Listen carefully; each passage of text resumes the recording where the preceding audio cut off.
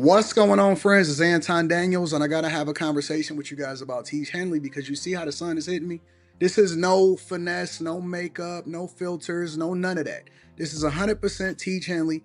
I use it in the morning as soon as I get up, right after I pray and brush my teeth, jump in the shower, and I'm hitting the streets because you never get a second chance to make a first impression. So even though they're giving you 40% off your first order, 20% off for life, even though you may get a free gift, forget all that, right? Because we would do this even if it was full price because it's worth that much. I'm in the streets, I'm kicking it with people when I see Dusties everywhere. You don't want to be them. You want to separate yourself. And the way that you separate yourself is self-care. Ladies get it for the fellas. Fellas don't wait for the ladies to get it for you. I'm about to hit the streets right now and I'm feeling confident. I'm feeling great. I mean, I already got confidence, but to have that extra boost of confidence, knowing that you've taken care of yourself and you set yourself apart from all of the rest of the sheep that's walking around making bad decisions on a daily basis. And it's reflected in their actions. It's reflected in the products that they use. It's reflected in the people that they follow. And so if you're trying to level up, if you're trying to make sure that you look good, they're going to send you the pack. They're going to give you all of the instructions on how you're supposed to use it. Then make sure you get your Teach Henley. Again, 40% off your first order, 20% off for life. Get your free gift. Make sure you tap in with your boy Anton Daniels because Unc is never going to lead you wrong. I would never have you use a product that I don't use myself. Again, they've been rocking with me for a long time. Make sure you get your Teach Henley. I love you. I appreciate you. I'm going to holler at you guys later.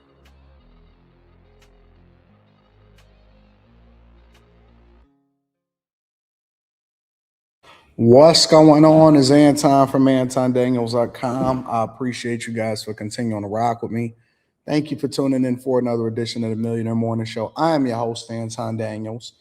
What up, what up, what up, what up, what up? What's going on, friends and family? How do y'all feel today? It is Friday, December 19th, 2025, year of our Lord. We are less than 1 week away from Christmas. God is the greatest. God is the greatest. What's up, family? What's up, friends? Christopher Evans says, hey, yo, they found the Brown University killer. He committed suicide in a storage unit.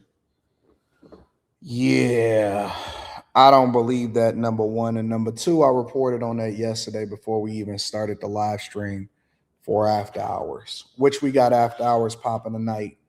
So we'll get into that. What up, though? AD, one word. How are you feeling? One word?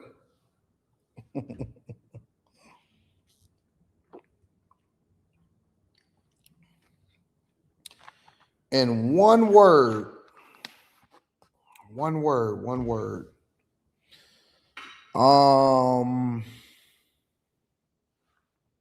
Competitive. That might be the best way to describe it. In one word, I'm feeling competitive. I'm feeling very, very competitive. I'm feeling as though I have a lot to do and I have a lot of changes that I need to make. I want to finish getting all of this stuff moved over in the Patreon so that when we get into the new year, we killing it on that front too. And so it's just a lot going on. Feeling competitive, feeling incredibly competitive right now. And I just want to keep on driving. I want to keep driving. Yeah, Rivian stock popped. Man, look at me taking profits.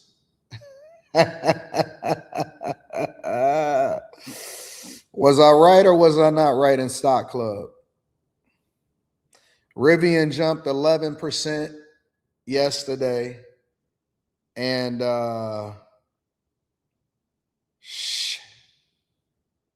did I not tell y'all to hold? Some people panicked. No, hold on. Wait a minute. Some people panicked. Some people panicked. And others of us just relax. What did I say was going to happen? What did I say my longer term, more competitive play was going to be? What did I say? Huh? What did I say was going to happen? Y'all held Rivian? Did everybody inside the Stock Club? Did everybody inside of the Patreon And the bag chasers do exactly what I tell y'all to do. Did y'all hold on or no? Y'all held on? Oh, not good advice? Okay. All right, cool. Okay. So y'all did do the right thing. All right. All right. Yeah. Yeah. That Rivian Class A stock. Yes, we did. Yes, we did. Uh-huh. Uh-huh. That Rivian Class. I don't want to show them too much. That Rivian Class A right there. Did y'all hold on like I did? Made that strategic investment? Y'all ready to cash out and then reallocate, reposition ourselves? We gonna talk about it. We got a lot of updates to go into in the new year. If you are not a part of the Patreon, let me tell you something. You are missing out tremendously. Dog, we have, bro, if I didn't want to not manage other people's money, I would absolutely start a fund and just destroy everything and everybody. I would absolutely start a fund, but I don't manage other people's money. I just tell everybody what it is that I'm doing. I give them the play, and then we get money together. I go back and I get the play, and then we get money together. Listen. All right, so this is what I'm gonna tell y'all to do. I would usually wait for stock club, but we got to make sure that we allocate. So what I would tell people to do is sell half and then reposition yourself. So move the money, take some of the profit. This is what I'm gonna tell y'all to do. Take some of the profit, take half, and then reposition yourself and spread out. All right. That's what I'm doing right now. I got so many shares, bro.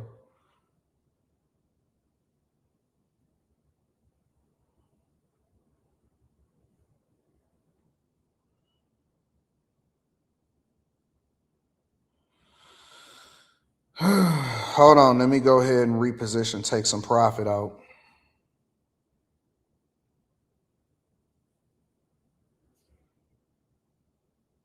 It's always better to take profit. Man, I just absolutely made a bag.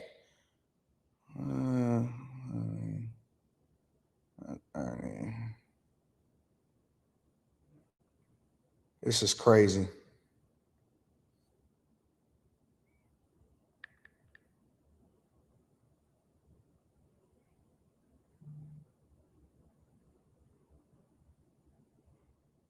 So they got my order.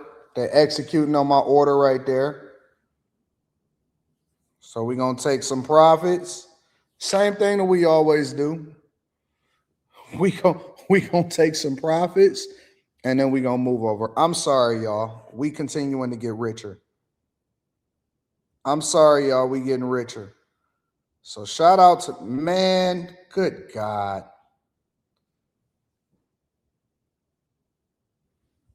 Jesus. Who you know that just did 180? A cool 180. That's crazy. Who you know just made 180? You don't know nobody that make this type of money. Shh. Who you know that just did a cool 180, bro? You don't know nobody that just did a cool 180. You don't know nobody that did that. That right there. You don't know nobody that just did the cool 180.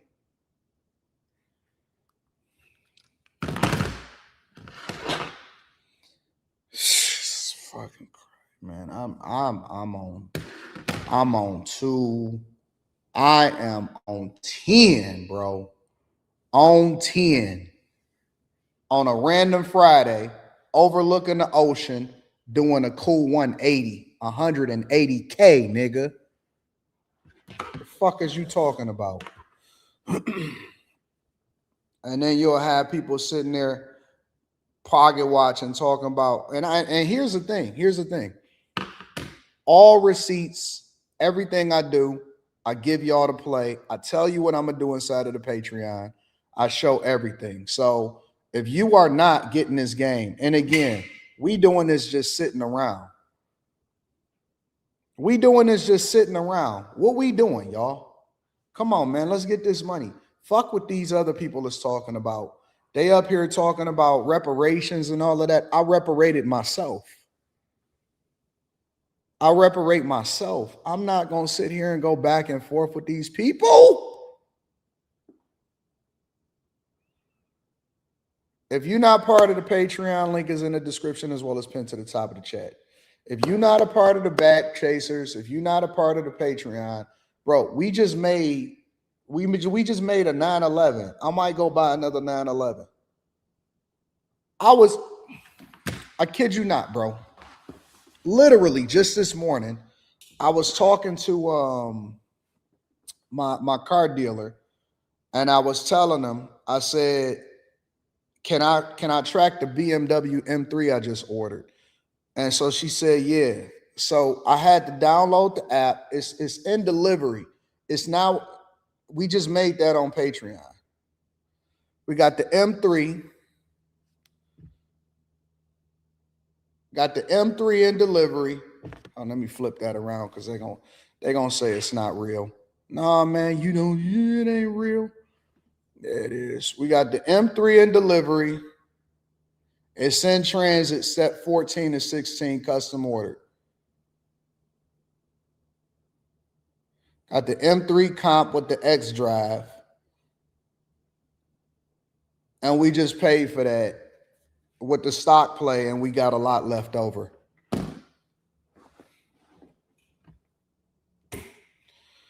We don't spend our money on the things that we like. We let our money make money. We keep the principal, we reallocate it, and then we use the profits to buy the stuff that we really want. That's the play. That's the stuff that they don't want y'all to know.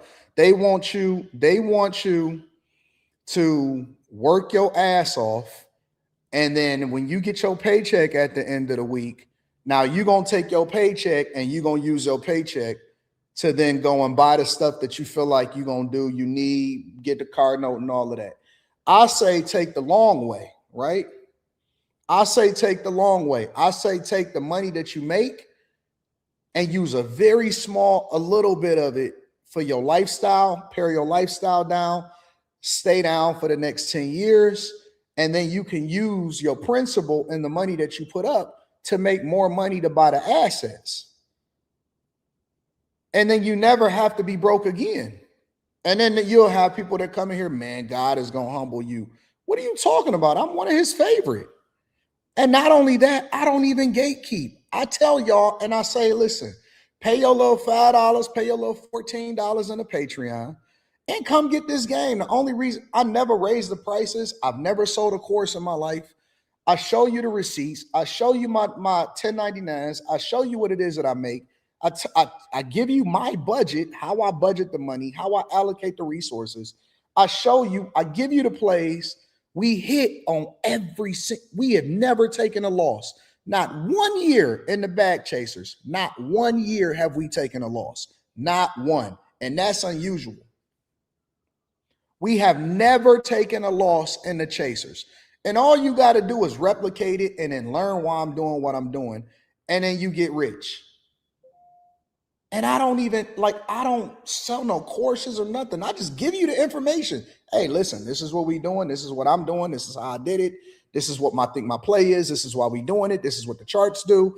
This is why this industry is not one you want to invest in, but we're going to go over here and we're going to take some calculated risks since we got 90% of our portfolio allocated over here. And then we're going to take the other 10% and we're going to invest it in there. So this is why I love Rivian. This is what they're going to do in the future. And somebody come to me and say, but Anton, Rivian is down right now. I know, but this is why I see it. This is why I like their CEO. This is why I like their management. This is what they're looking to do. This is what the partnership is looking like. This is where they're going, so on and so forth. Then we go over there. Then we make the play. I just make a cool 180. And then you're going to be sitting around talking about, man, I should have did it. I should have joined. No, you wanted a cheeseburger for your $14, nigga. You wanted a cheeseburger. I show the receipts all the time. I tell you what I'm gonna do. I do it in real life. And then you want to sit there and complain about it. You rather be entertained about stuff that's meaningless than actually make some real money. Hey, listen, man, we're going to be doing another live stream. I'm going to show y'all how I build houses, how I buy land, where you need to invest in, how you need to reallocate your money so you can reduce your tax burden. Hey, listen, hey, you made a bag, you got a promotion, you're making an extra $50,000, $60,000 a year. Don't buy a car. Don't go ball. Don't go do this. Don't go do this. Instead, hey, man, listen, this is what you should invest in. Stay down for a little bit longer. You never have to worry about money ever again. Your kids will be able to go to whatever school you want to go to. You could travel where you want to travel to. You don't have to be subjected to a job unless you want to work at a job. And you'll sit here and whine and complain about it when the information and the money is right there in front of you. I'm the king of the chasers. That's what we do. I said it on the first stock club that this was going to happen. Hey, man, be patient. We make long-term plays. We don't do day trading. This is how you're going to do it. This is what's going to happen. Let's run up a bag.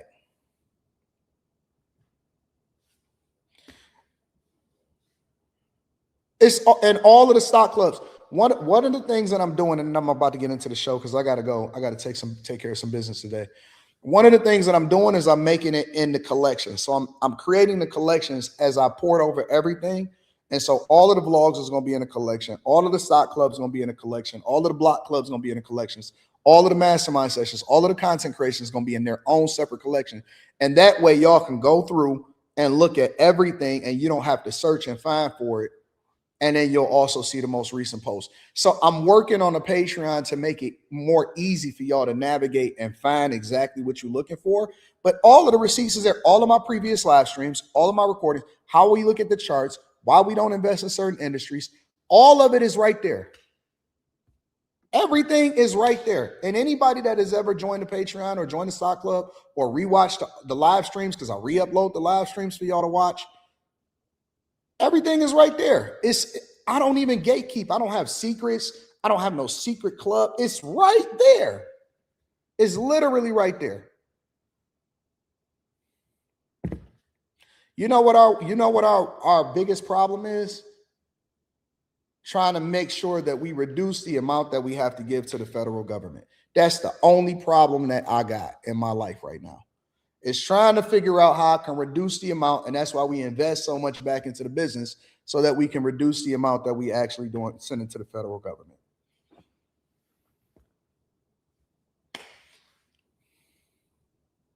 You can do what you want to do when you want to do it, and anybody that has ever joined Stock Club and you didn't make the play, you just lazy. So how much more money? You seen how I bought my 911? You seen how I bought my 911? You see me buying the M3. I was literally just on the phone today before I jumped on the live stream.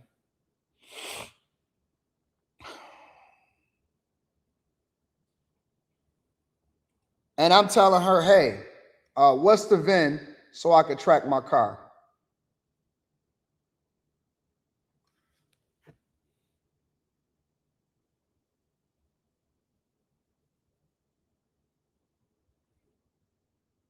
That's what I was doing today, bro. Now I got my real estate chick, and she's sending me messages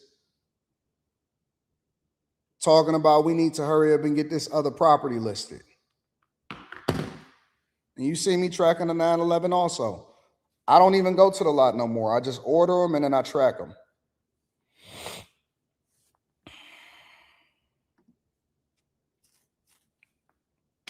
Again, make sure you hit a like for the algorithm, subscribe to the channel and turn on your notifications. Make sure you tap into, I'm going to say it again for the last time. Make sure you tap into the Patreon. The link is in the description as well as pinned to the top of the chat. All right. Let me read some of these cash apps and then the super chats, and then we'll go ahead and get started with the show. Again, we got after hours tonight, so make sure y'all tap into after hours. It's unfortunate that I got to try to convince y'all to get money. Shout out to my dog, Mike That Dude. I appreciate you, Mike That Dude. Rand Wilson, shout out to you also. I appreciate you. Tropical Empress says, Happy Friday, handsome Anton. How are you? I'm ecstatic. You know, I'm so numb to it at this point. I'm just, because I already know it. I've been doing it for so long. Honestly, the 180 I don't even think about it. I'm so numb to it. I wasn't even checking it until somebody in the chat said, man, did you see the Rivian pop? And you know why they said, do you see the Rivian pop? Because they know I had talked about it in Stock Club. And so they made sure they mentioned it to me. I don't even be knowing. I don't even be checking my stuff. Oh man, a Rivian pop. All right, let me go ahead and take some of the profit out of that. The Christmas Tesla giveaway still happening. I don't think I'm gonna do it for Christmas. I think I'm gonna do it for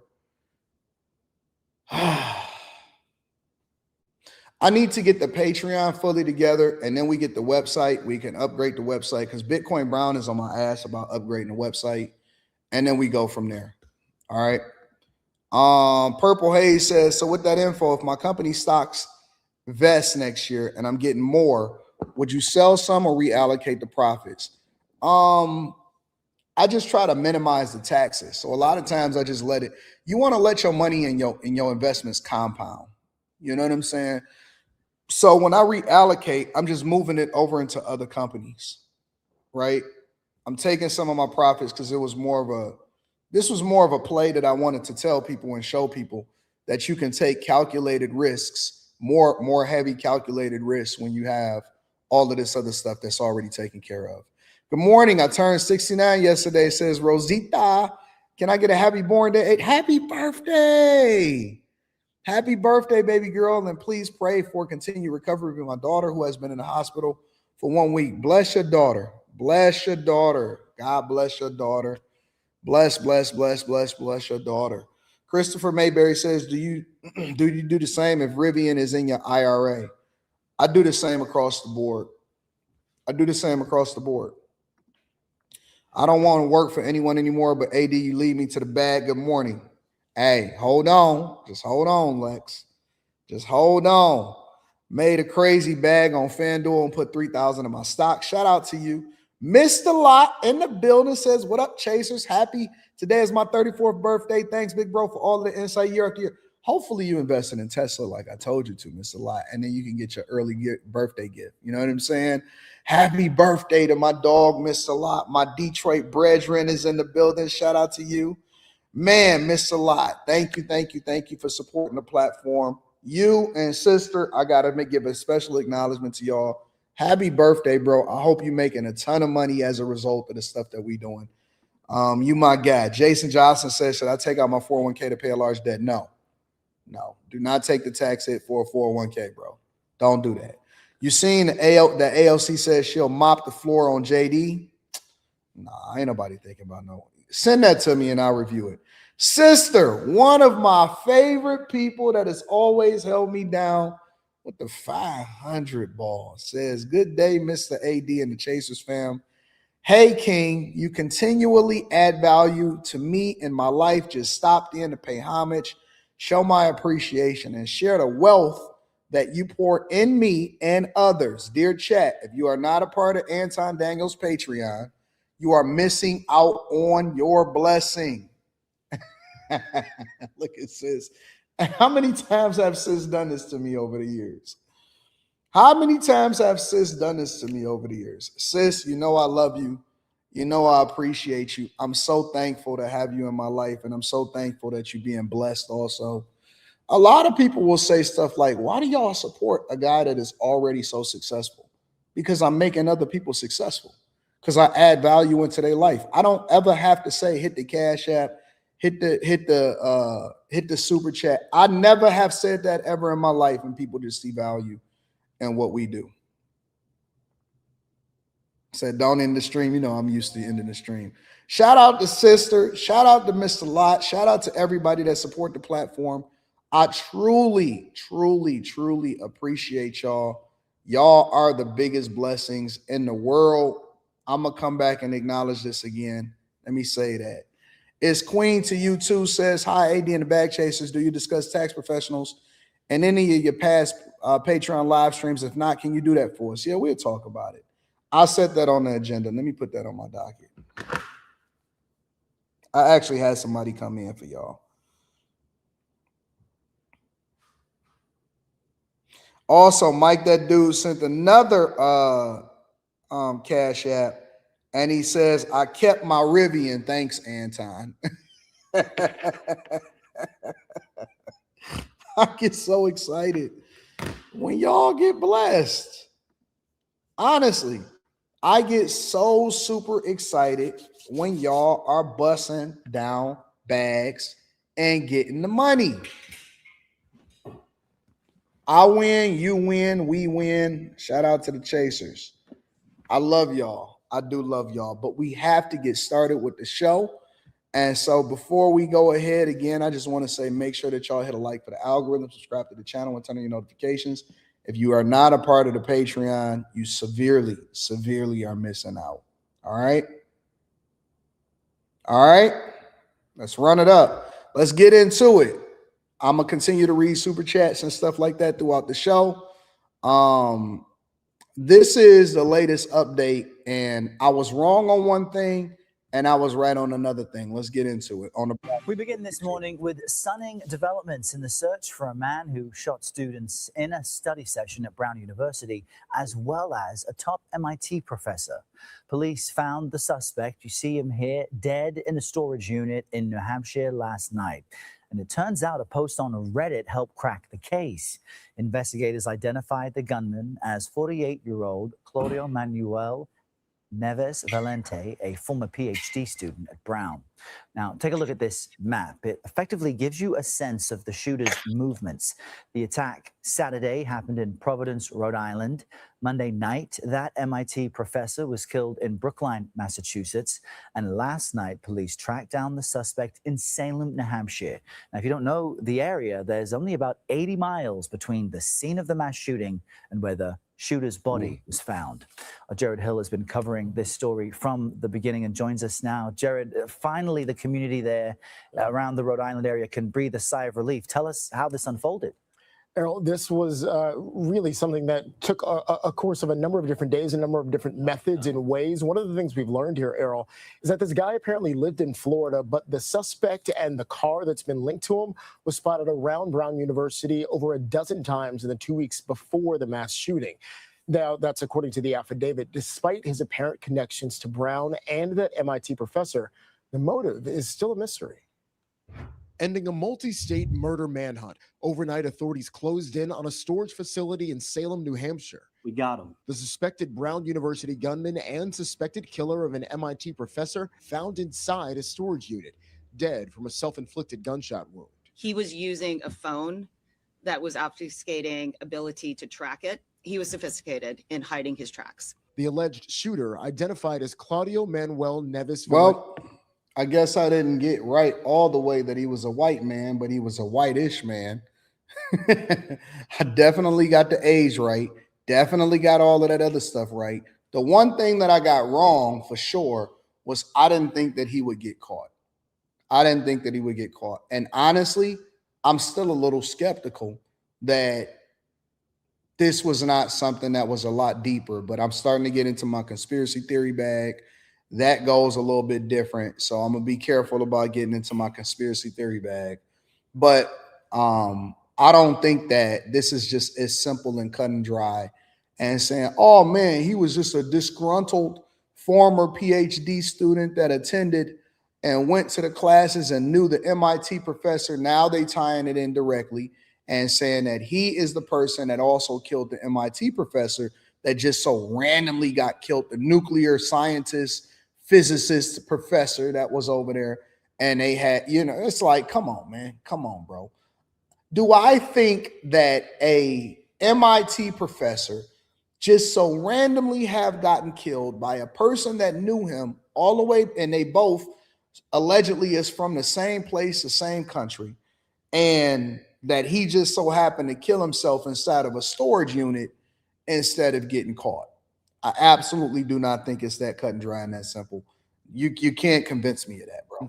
A 48-year-old Portuguese national living in the U.S. legally. Brown says he was a physics PhD student at the university between 2000 and 2003 before he dropped out. School officials say he likely took classes in the same building where he allegedly opened fire last Saturday, killing 2 students and injuring 9 others. Police say he's also believed to have killed MIT professor Nuno Loureiro Monday night. Both were in the same school program back in their native Portugal. This was always going to be an investigation where both was in the same school program back in Portugal. And they both over here, and both was going to, one of them was teaching at an Ivy League university. The other one was attending an Ivy League university. And he just so happened to randomly kill an MIT professor. Get out of here, bro. Get out of here. Ain't no way in the world you're going to sell me on that. something was going to break it open. The key to breaking the case, according to a police affidavit, was interviewing an anonymous Reddit poster. 3 days ago, the person described seeing the suspect with a gray Nissan Sentra. Investigators tracked the car to a rental company in Boston where the suspect used his real name on the application. Authorities also discovered the suspect's storage unit in Salem, where his body was found. Our work is not done. There are many questions that need to be answered. Back in Providence, there's a sense of relief in the community. Steps toward healing. But see, I don't even consider it being a conspiracy, Eric D. I don't consider it being a conspiracy to say that to put it together, which I did put it together, and to say, well, they knew each other back in Portugal, went to the same school program, just so happened to both be over here in the same area. He kills him, and they both are from the same school program. One of them just so happened to be a nuclear scientist and an MIT professor, and that this stuff is not random, that they're directly tied together. Is that a conspiracy theory, or is that putting together the pieces of the puzzle? Because a conspiracy theory would be to say, this is the reason why he did it. But to tie it together and to say, I don't think it's as simple and cut and dry as what they tried to make it out to be. And at first, they tried to say that it was 2 random, completely unrelated incidents, right? Now that it's directly tied together and we can see it, is it a conspiracy or a conspiracy theory to say that I was right about it not being random, and then I'm not accepting the fact that, oh man, they just so happen to know each other and that's just the end of the conversation? Get the hell out of here, bro. I'm not going for that, bro. Nobody is going to convince me of that. Now, overnight, the Trump administration let me hear the rest of what he got to say first. Said that they're pausing the diversity visa lottery program through which the suspected gunman was allowed to get a green card. The program was created by Congress, so it can only be dissolved by Congress. So the future of that, at least long term, is still up in the air as well, Errol. This is the actual police speaking on the incident. To today's search of the storage locker in New Hampshire. This is what we learned during this multi-jurisdictional investigation. Neves Valente studied at Brown University in Providence, Rhode Island on an F1 visa around 2000 to 2021. He eventually obtained legal permanent resident status. Previously, he attended the same academic program as the MIT professor Nuno Loureiro in Portugal between 1995 and 2000. Although Neves Valente appeared to reside in Florida, between November 26th and November 30th of this year, he rented a hotel room in Boston. On December 1st, he rented a gray Nissan Sentra with Florida plates from a car rental agency in Boston. That same day, he drove to the vicinity of Brown University, where his car was observed intermittently between December 1st and December 12th. On December 13th, Neves Valente entered an auditorium on Brown University's campus during a study session and began shooting at students, killing Ella Cook and Mohammed Aziz Umarzokov and injuring 9 others. Between December 13th and December 14th, Neves Valente returned to Massachusetts. On December 15th, he murdered MIT professor Nuno Loureiro at Loureiro's home in Brookline, Massachusetts. Okay, so, all right, now that you got all of that information, right? Sierra, do you think that it's just so happened to be random that not only did he commit murder and a mass shooting at this university that he used to attend, but that he also drove to the home? He wasn't in a classroom. It wasn't any of that. He drove to the home of the MIT professor, and they both are from Portugal and attended the same school. He drove to his home personally and murdered him at his own home. Now, you think that that just so happens to be, man, what evidence is they knew each other? How do you kill somebody in their own home but you don't know anything about them?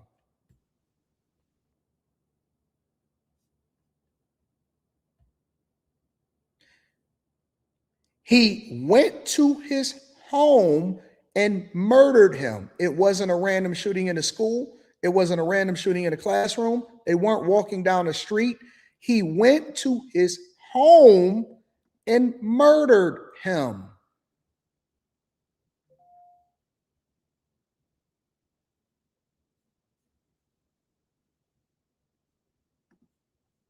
Here, let me rewind At it some for you. On December 15th, he murdered MIT professor Nuno Luriero at Luriero's home in Brookline, Massachusetts. At some point while he was in Massachusetts, he switched the plates on the Nissan Sentra to an unregistered plate out of Maine. Immediately following Professor Luriero's murder, Neves Valente drove to a storage facility in Salem, New Hampshire, where he had rented a storage unit in November of this year. Since the December 13th shootings at Brown and the December 15th shooting in Brookline, state, local, and federal law enforcement officials have been working hand in hand around the clock to identify the shooter and prevent him from inflicting further harm. I have said this before and will continue to believe when law enforcement agencies work together, crimes are solved and the public is protected.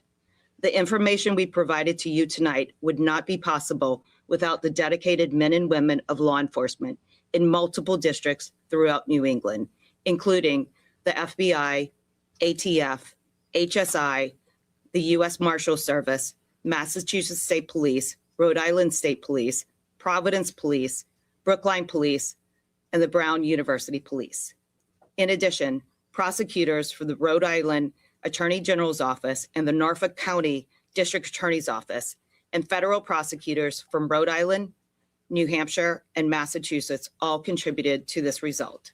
I also want to thank Attorney General Pam Bondi for her support in coordinating the federal response. Yeah. So this is wild. This is absolutely wild. Um, First of all, shout out to all of the different agencies that work together to put this together. I don't think that this is the end of it. I think that this will be forgotten in a couple different weeks. So that they don't have to necessarily be required to release any information because the public is not going to call for it. I think that this is just probably a tip of the iceberg of what was really happening. But we are so easily distracted that in a couple weeks, I don't know, maybe they'll have a new lawsuit against Russell Simmons or something with some random chick saying that, or maybe 50 Cent will go off on somebody else's podcast and make them famous. And then that'll be that. And then we'll be distracted because while they doing like this over here, we'll be paying attention to this hand over here. And that'll be the end of the conversation. You know what I'm saying? Nobody is going to continue to stay on top of this. Nobody is going to trip about it. We're going to move on and it's going to be the end of the conversation. And outside of the argument that we had last night on After Hours, which, we're going to have more arguments probably tonight on After Hours. Nobody is going to really care about it. Everybody is going to continue to move forward.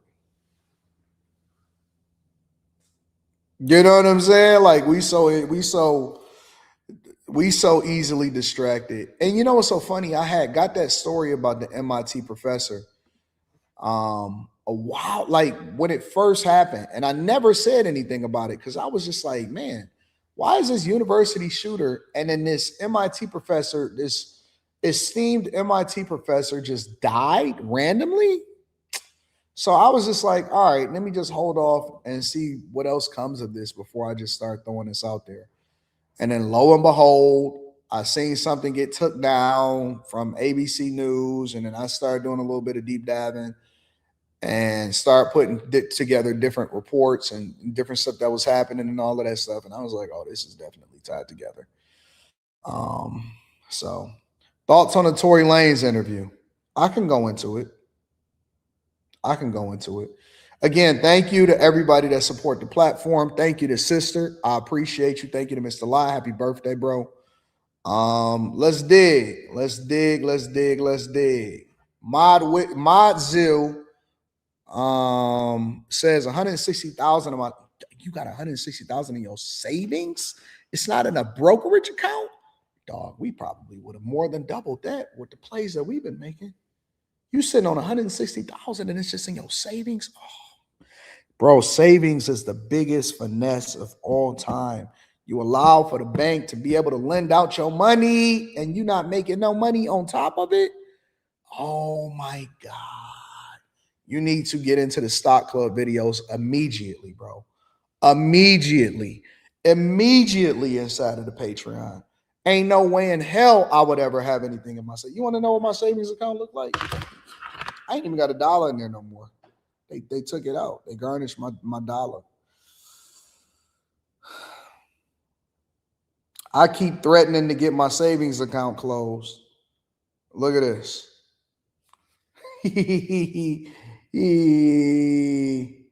Hold on, let me flip that.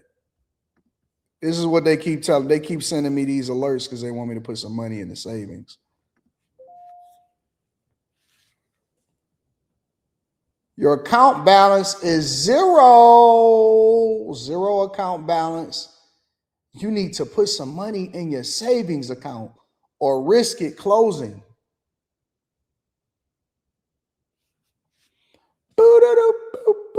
That's my savings. Bro, I just ain't got around to calling them or going to the bank and saying, hey, yeah, y'all can go ahead and close that account. Ain't no way in hell I would ever have a savings account. I don't even care if they tell y'all high yield savings account. Bro, hell no. I am going to 100% make sure that every dollar that I have is invested in a brokerage account. Y'all said, where did my $1 go? This right here. A legal processing fee.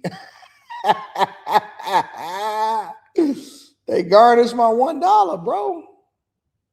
Yes, they did. And you know what's so funny? Check this out. Before that, I had like $4,000 in it, and I just had $4,000 randomly sitting in it, and I transferred it. I transferred the $4,000 out, and I left $1 in there, and then they stole my $1. God is good all the time. God is good all the time. Yo, AD, have you heard of BFB? And shout out to BFB Pac-Man. I love BFB. It's one of my favorite albums. It's in my Apple Music top 10. BFB absolutely killed it. And shout out to Rio. He released a couple projects. The Flint project was pretty dope. I've been bumping BFB and I've been bumping BFB. That's one of my favorite artists, bro. I'm up on everything. I know y'all not aware that I'm up on everything, but I'm up on everything. That's BFB right there. Shout out to BFB Pac-Man right there. Got the BFB Pac-Man album. You know what I'm saying? And then we gonna get to the Rio. Was Rio before that or after that? Did I download Rio after that? The latest Rio? Oh, there it is. And there go Rio. Right there on the other side. Got the Flint album. You know what I'm saying? Shout out to BFB. Two Flint dudes doing their thing. TS Car Wash says thoughts on the Tory Lanez interview. I'm going to get to that in a second. My theory is somebody stole research and patent credit. I hear you missed a lot. T. Salih says, good morning, derailment. I have a CDL and I drove teams with a guy for 1.5 weeks. It's been 2 weeks and he hasn't paid my $3,000 cut. Give me a reason not to whoop dog or vandalize his truck, how I'm feeling. Let me tell you something, bro. You never put yourself in a position to have to go to jail or fumble further bags. Learn the lesson, take your L, and if you're not going to sue him in court, in small claims court, then keep it moving. You got to leave your emotions out of it. Leave your emotions at the door, because it's going to cost you way more in wages lost for you not being able to get a bag, as well as court costs, and you're going to mess up your freedom. Don't ever, under no circumstances, be mad and take it out on a punching bag. Be mad and go and yell or something. Be mad and go and get some pussy. Be mad and then go and figure it out. But take your L. Take your L. $3,000 is not worth your freedom, bro. Take your L, learn your lesson, and keep it moving. Now, if you go to small claims court, you can also try to sue them for attorney's fees, when and if you win. But it's still not no guarantee of whether or not you're going to get your money. So if you just want to make a point, then that's one thing. But never under any circumstance, let them get you out of frame, let them see you sweat, or let them piss you off, and then you got to go ahead and surrender your freedom. Don't vandalize nobody's car. Don't do none of that shit. Take your L. Start to be a little bit more careful of the people that you vet so that you can make sure that you not getting finesse, and keep it moving, bro. We not doing that shit no more going forward. We not getting arrested. We not going to jail for nobody. We not crashing out. We not risking our freedom. We not about to fumble no bags. We not doing none of that. You're going to have wins and losses. Everything not going to be a win. You're going to have wins and losses, but you do not. We are more intelligent than that, and that's what they count on. They count on us doing something reckless. They count on us getting emotional. They count on us not being able to control ourselves. It's cool, bro. I can always make more money. I can't take back my record. I can't just randomly get out of jail. Hold it down, bro. Hold it down. We don't fumble no bags, no more. And we definitely ain't giving up our freedom. Stay out the mix, bro. And I'm going to keep it 100 with you. I know it's a lot of people that's going to say, no, man, you got to stand on this. Them niggas ain't going to come and bail you out either. Anton, shalom, sir. The professor and the gunman went to school together. Then Portugal graduated together. Both him and the professor went to Brown University. The gunman left 01 to 03. He dropped out. Joe told Logan Paul he did a licensing deal with Netflix. Thoughts? I don't know if that was a licensing deal or an advertisement deal. All the research that I looked at just showed that he did a promotional advertising deal. I don't know if he did that with Netflix like that.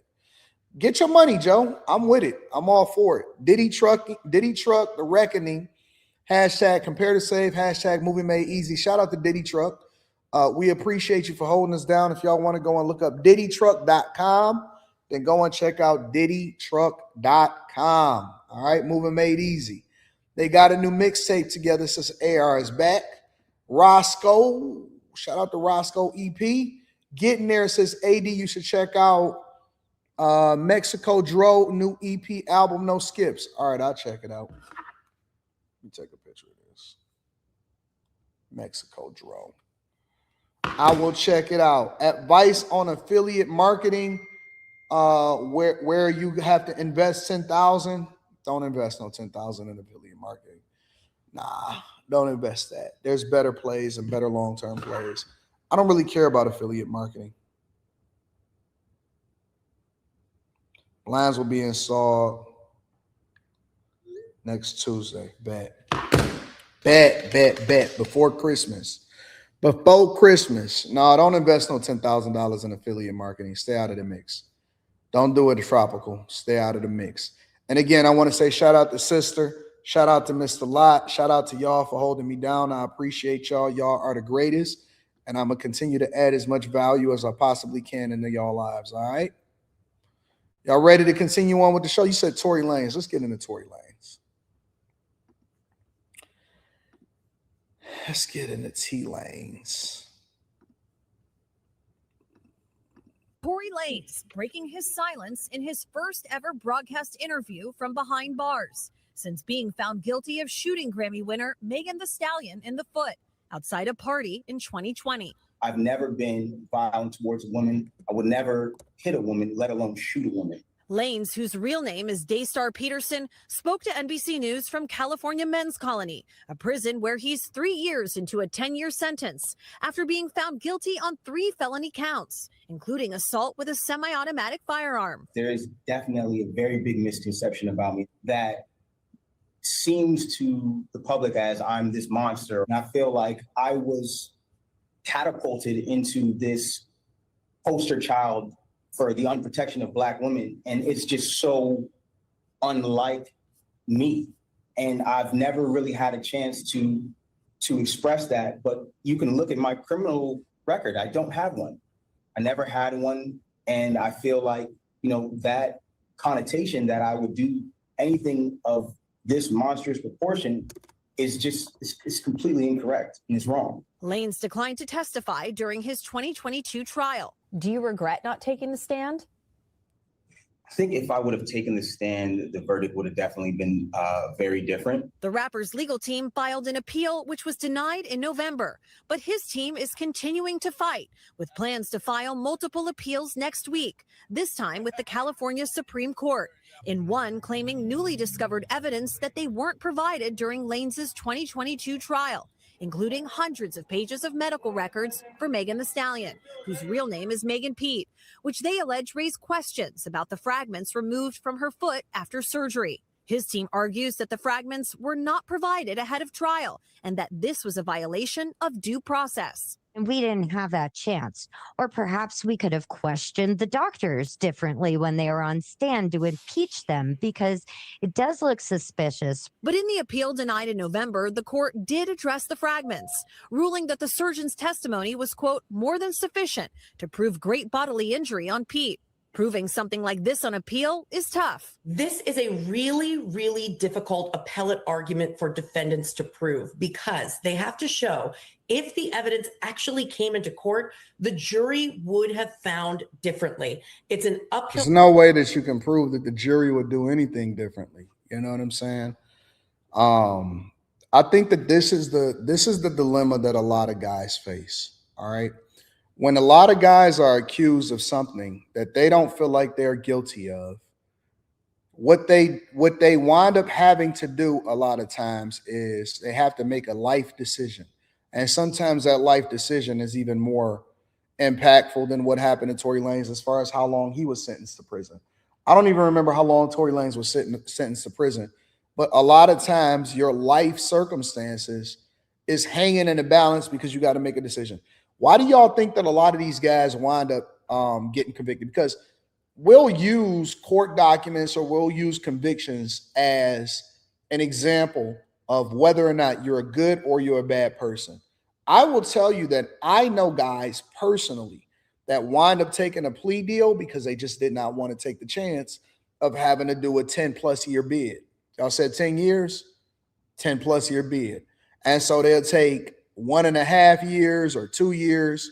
Maybe they can get out in a little more than a year with good behavior. They'd rather be out of jail and then take the L with it being on their record than take the chance of having to do 10+ years in prison. And it could have been much longer than that, had the judge wanted you putting your fate in somebody else's hands, right? And that's a lot of times what happens to a lot of guys that get involved or get into spaces and they don't feel like they're guilty. You can get accused of something, and then next thing you know, the prosecutor is saying, listen, bro, because they just want the conviction. It's a racket. And they'll say, listen, man, sit down, or even better, right? Even better, they'll say, take this probation and this record violation and pay these fines and stay on probation all of this time, or you can risk it. Or you can risk it, spend all of these hundreds, if not millions of dollars, and not see your kid for the next 15 to 20 years. What you think that they're going to do? So most guys don't even have the resources that a Tory Lanez has. They get these jailhouse lawyers. They wind up having to take these deals, and they be messed up, and they be jammed up, and that record carries for them for life. It's so many guys. And then once you take the plea deal, you can't then get out as a result of the Innocence Project. The Innocence Project, a lot of times have to vet through. They don't even see some of these guys for 20, 30, 40 years. 20, 30, 40 years. So now you know what I do? You know what I do? I stay out the mix because I still don't think Tory Lanez is guilty. That's my personal opinion. But here's the other conversation that we need to be having. How do we adjust and what do we learn from this situation? Abe the Hunter says he risking it and he not gonna say he did something. That's the choice that you got to make. But let me say something. It's easy to type it and it's much more difficult to have to deal with it face to face. It's easy to type it, but it's much more difficult when you got a whole movement against you. Your name is already sullied in the court of public opinion. You got people pressing you from Rock Nation. You got a mega star that you're dealing with. This ain't small. This ain't no little shit. This is big boy stuff. Now, think about it. Had he took the plea deal, which I'm not saying that he should, he made his decision. Had he took the plea deal, he would have probably already been out. He would have been out of jail. But listen, you're saying that because typing it is easy. Typing it is easy. I would like to think that myself personally, that I'm never, ever, ever, under any circumstances, as a result of how I feel right this second, I'm never going to admit to being guilty to something I wouldn't do either. But at the same time, I have to take into consideration what the circumstances is, because nobody knows what they'll do until they're actually in that situation. And so this is fucked up. It's just messed up all around. He's damned if he did and damned if he didn't. If he did take the plea deal, he admit to guilt to something that he don't feel like he should be guilty of, but he gets out of jail. But you still got to take the L. If you don't take the plea deal, you take the risk of having to do 10, 20 years in prison and losing out on 10 or 20 years of your kid growing up or whatever, right? So what do I learn from this? What I say is I stay away from hoes. It is so weird to see Klay Thompson taking on and getting into a relationship with a chick that sent the dude to jail. I don't give a damn how famous you are, how bad your body is, how much money you got. Ain't no way in hell you're going to sit here and convince me that I am going to get into a relationship with a woman that adamantly was about sending a dude to jail. No way possible. And I'm going to include this on After Hours because I want to get all of my friends' opinions on this too. But if you're telling me, if a chick come to me or you meet a chick and you like, damn, somebody introduced us together, you kind of fine as hell. Bro, I wouldn't even hit it in that night. I wouldn't even do a one night stand. I don't trust nothing. Bro, we have to start getting, as men, we have to start being a lot more discriminatory with the women and the people that we surround ourselves with. I'm telling you, I'm saying this as the head of the Bag Chasers. Make sure you tap into the Patreon, link is in the description. We have to be a lot more discriminatory towards the people that we allow in our lives. Everybody cannot be around us, and I don't give a fuck how bad she is. We got to start saying that every woman don't deserve to be in our presence. We got to start acting like the kings that we are. We have to start being the kings that we are. We cannot allow for ourselves to ever be subjected to somebody that it doesn't deserve to be in our presence. If you even have an inkling, if you got something in you that just tingle and say, you know what, this don't feel right, I'm out. You know why I'm out? Because it doesn't cost me anything to walk away. It's always going to be another you. It's always going to be another chick. I can't risk it at this point in my life, especially for us as middle-aged men. If you in your late 30s, early 40s, late 40s, early 50s, we don't have a lot of time to be wasting. This is our great years. We literally are in the best years of our life. You think I'm about to risk the best years of my life to be sitting here and on a chick? Fuck is you talking about? I don't even have to think about no dick discipline. I just want my freedom. I just like the fact that I could do what I want to do when I want to do. I like that I could just come into this crib and I can get the biggest crib that I want. I could walk outside. I ain't got to ask the guard for no help. And you might cost me some money. You might cost me a crazy bag. Even if I get off, it's going to cost me hundreds of thousands of dollars just to defend myself in court. I'm not taking the risk. The risk, we have to do a risk reward analysis. Every single chick, and I know some guys ain't gonna care. Hey man, skip that. I'm just trying to get my dick wet. Yo, wetness is gonna cost me a lifetime. It's gonna cost you a lifetime. That's my whole play. I had a conversation and I said, man, do I want to go down to Miami or do I want to go over to San Diego? And I was talking to somebody that I value, and they said, well, you know, San Diego was a little bit slower. You know, it's a higher caliber of people. It's not as touristy. It's much more difficult to get there as far as it not being as big of a, as much of a hub as far as people traveling back and forth there. And the people, they got money and they chilling differently out there. I said, San Diego, it is. They said, why you pick San Diego? I said, because it's less risky for me to be able to get into something that I don't need to be in. And I could just sit here and look at the ocean and I'm comfortable with that. We gotta also do this, fellas. And I want to get to the rest of this Tory Lanez conversation. We have to evolve. We gotta evolve. You gotta know when you done outgrew the bullshit. Matter of fact, I ain't even gonna say outgrew the bullshit. I'll do you even one better. We have to know when we won. We gotta know when you won. You gotta know when to hold them and know when to fold them, bro.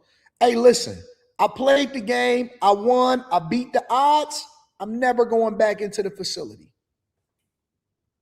I shouldn't have been there in the first place, but I beat the odds, baby, and so I'm not going back. You got to know when you didn't already beat the game. I won, baby. Why would I go back to the hood when I made it out the hood? Why would I go and deal with a chick that I don't have to deal with the risk of not only her accusing you of something that you ain't do, not only with her possibly having HIV, not only with her possibly doing a story time on your punk ass on TikTok, not only with her possibly having herpes, and the box may not even be good. So when I do a risk versus reward analysis, man, she bad as hell, but she good to look at, and I'm keeping it moving. I'm about to keep walking. I'll flirt with you online all day because I ain't got to see you in real life. I flirt with you all day. Oh man, look at you, girl. If you was in my vicinity, I don't know what I'd do. I ain't got to deal with that. I could talk all the shit that I want and I ain't got to worry about it. I ain't got to worry about herpes. I ain't got to worry about HIV. I ain't got to worry about getting accused of something that I didn't do. I ain't got to worry about a bitch going on TikTok and saying, story time. It's a guy, and even though I can't say his name, it starts with an A and his last name starts with a D, and he's from Detroit. I ain't got to worry about none of that shit. Because you know why? Because I did the risk versus reward analysis, and I choose me every time. I choose Anton from AntonDaniels.com every single time.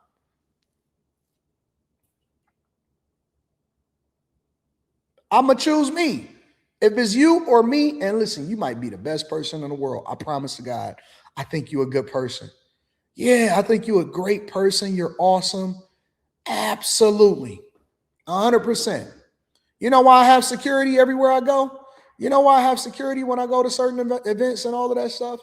It's to protect me against me. I don't even have security. It's 50% to make sure that ain't nobody getting out of pocket around me. And it's 50% to protect me against myself. One of his commandments is, listen, nigga, don't ever let me get into something that I'm not supposed to be in.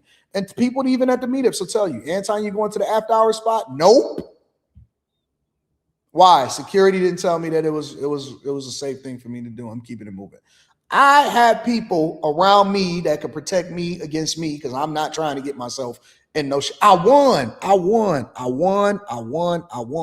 And you got to know when you won in the game. Fuck these opportunities to get yourself in trouble. Half the time that you get boxed, you be thinking to yourself, man, fuck, what am I doing? You ain't never got no box and you was thinking to yourself, shit. What the fuck is I doing, bro?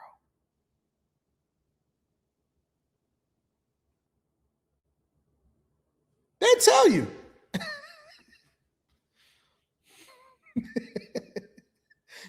You ain't never got yourself into a situation and then afterwards you was like, fuck. Oh shit. I don't have them problems. I don't have them problems. I don't have them problems. I don't want to be on your gram. I don't want to be doing TikTok challenges with you. Look, there's so many guys that's in the chat right now like, yeah, nigga, that is true. Yeah, but you just had to see it through because you didn't have no discipline at the time. Yeah, nigga, I just fuck.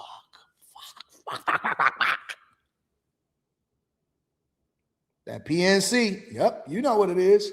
Shit. Fuck.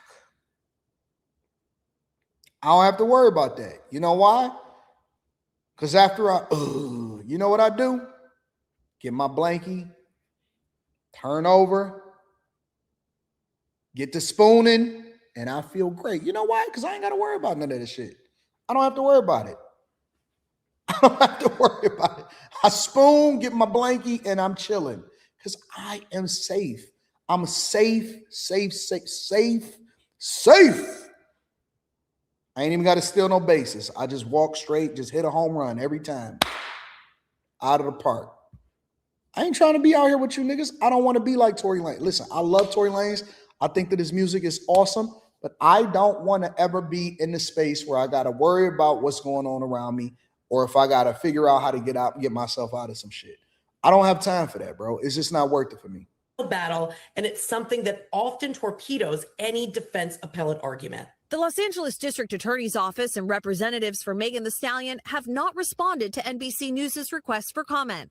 I believe not only that I was wrongfully convicted, but the amount of new evidence that has emerged since that trial, I think, has been overwhelming. What has life been like in prison for the last couple of years? Truthfully, I've done my best to keep my head above water, but mentally, I've gone through trauma that I sometimes even struggle with because I never imagined myself dealing with things that I would have to deal with. I've been stabbed 17 times. Nigga, I ain't got time for that. Who got time to be getting stabbed 17 times? Who got time to be getting stabbed 17 times? Fucking A. I see people celebrating Max B getting out of jail. Man, Max B was in jail for like 17 years. Dog. Max B was in jail since my daughter was born.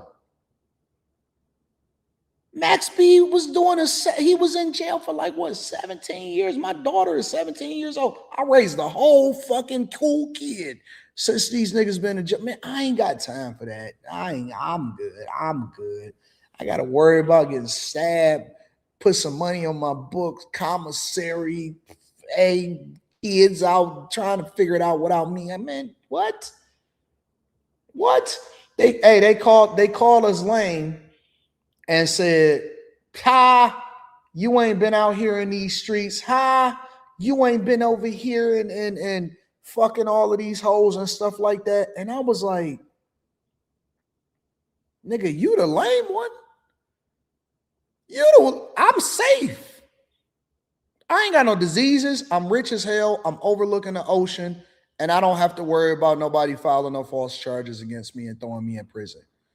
I don't feel lame. What is that? I don't feel lame because I've never had a disease or I never had a chick that do a story time on me. I feel very, very much like a winner. I feel very, very much like a winner. Man, I seen a 59, almost 60-year-old man on the internet talking about fucking bitches. I said, what in the world is happening in these streets? That is the lamest shit that I've ever seen in my entire life. There is a 59-year-old man that I watched a video that somebody sent me yesterday. I don't say names. That is sitting here talking about how I could, I'm over here to getting the bitches. Nigga, at 59, I'm trying to be doing a barbecue, hanging out with my friends, trying to teach the younger generation how to win and pass on knowledge, trying to ensure that my grandkids is put together and that everything is life is good, doing well, and everything is doing well. Man, it's 59-year-old men that's trying to figure out how they can be out here doing dumb shit. I said, what in the world is going on? You 59, bro.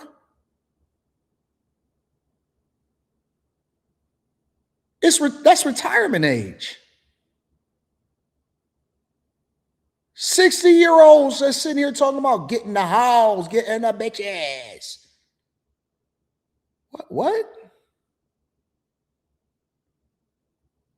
How old are you, nigga? It's called arrested development. Yes, you got it exactly, Dre the Dream. It's arrested development. Real talk. Man, the only conversations at 59 is, hey man, did you get your prostate exam? Because I want to make sure that we all safe. I'm trying to take group vacations. I'm trying to figure out, are we going on a boat today or are we going to go to the show early and then get our steps in?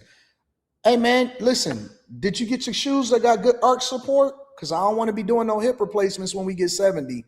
Ain't nobody thinking about no fucking bitches at 60 years old.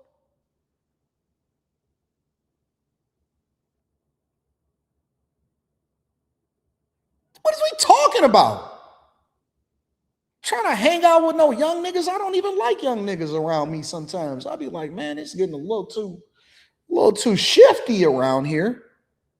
We playing bingo or we doing chess? What we doing? Niggas at 60 on the internet recording themselves with a camera and seeing this and then uploading it and thinking that it's cool. I said, man, this is arrested development. If I ain't never, let me go ahead and leave these old niggas alone. Let me get these niggas out of my way because I'm not trying to be over here hanging around with these niggas that's trying to still have a spot. Trying to figure out how I can do my CEO thing and get my trust together so that I can, making sure my life insurance is right, just in case anything happened to me and my people are taken care of. I'm not about to talk about no hoes. It's the last thing I'm thinking about is hoes. We had 60 years to focus on hoes. We still talking about hoes at 60?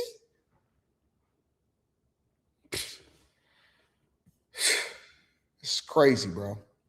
I almost lost my life. If you could say something to Megan Thee Stallion today, what would it be? I think that I wouldn't say something directly to her. I would like that moment to happen in person. We've both gone through a lot. There's this connotation that like I share this hatred for her, but I don't. I'm genuinely past that. I'm at a place of healing in my life. I'm at a place of taking accountability for the things that I did wrong. And when I talk about my case, I don't want it to be taken as me coming at her because it's not that. I'm just asking for somebody in the system to look at my case and look at the evidence and ask if this was fair. And with that, Chloe Malas joins us. Shout out to Tory Lanez, free Tory Lanez, man. Freedom is important. That's all I'm going to say is freedom is important. Make sure you hit a like for the algorithm, subscribe to the channel, and turn on your notifications. Let me read some of these super chats.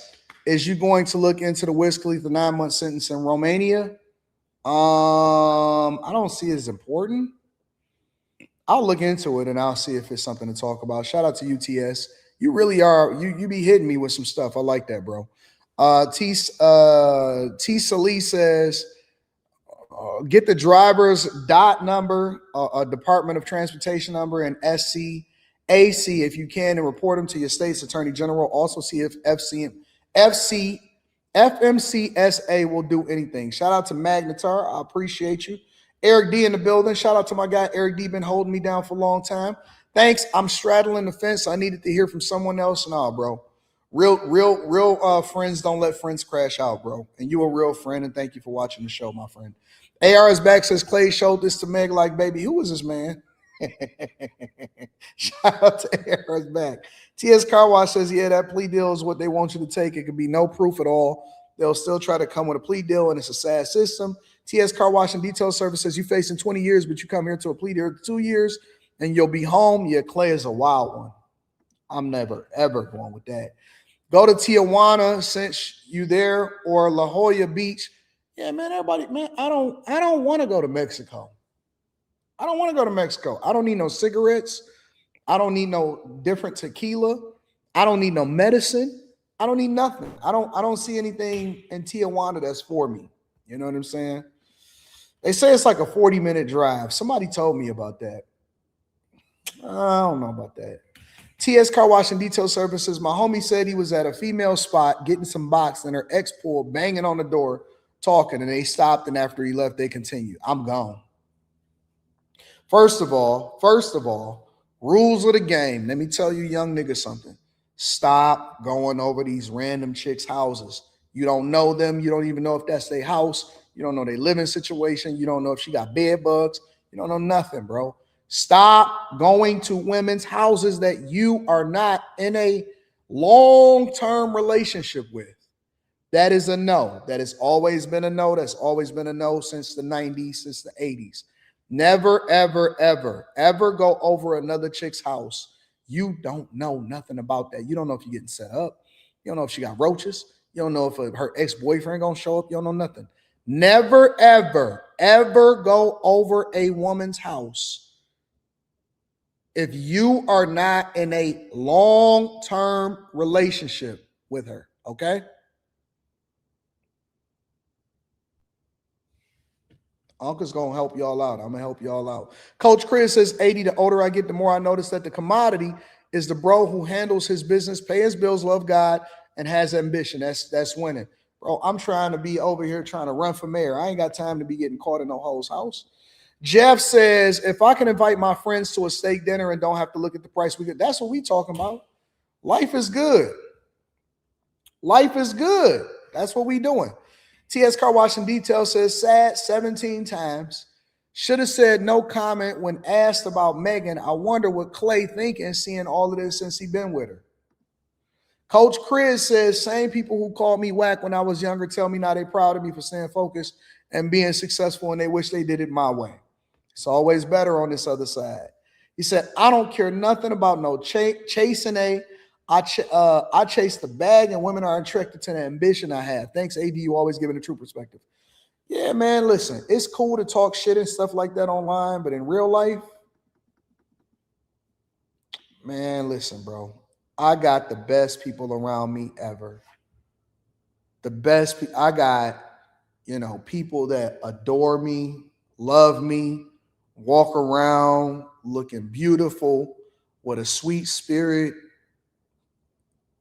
Even when I have a bad attitude, be on some, oh, let me give you a kiss. Man, listen, you can't pay for that shit. That's how I know that God loved me. God loved me because he sent me people that actually adore me. And you can't pay for that. You can't pay for that. It's invaluable. And those are the type of people that you should want to take care of.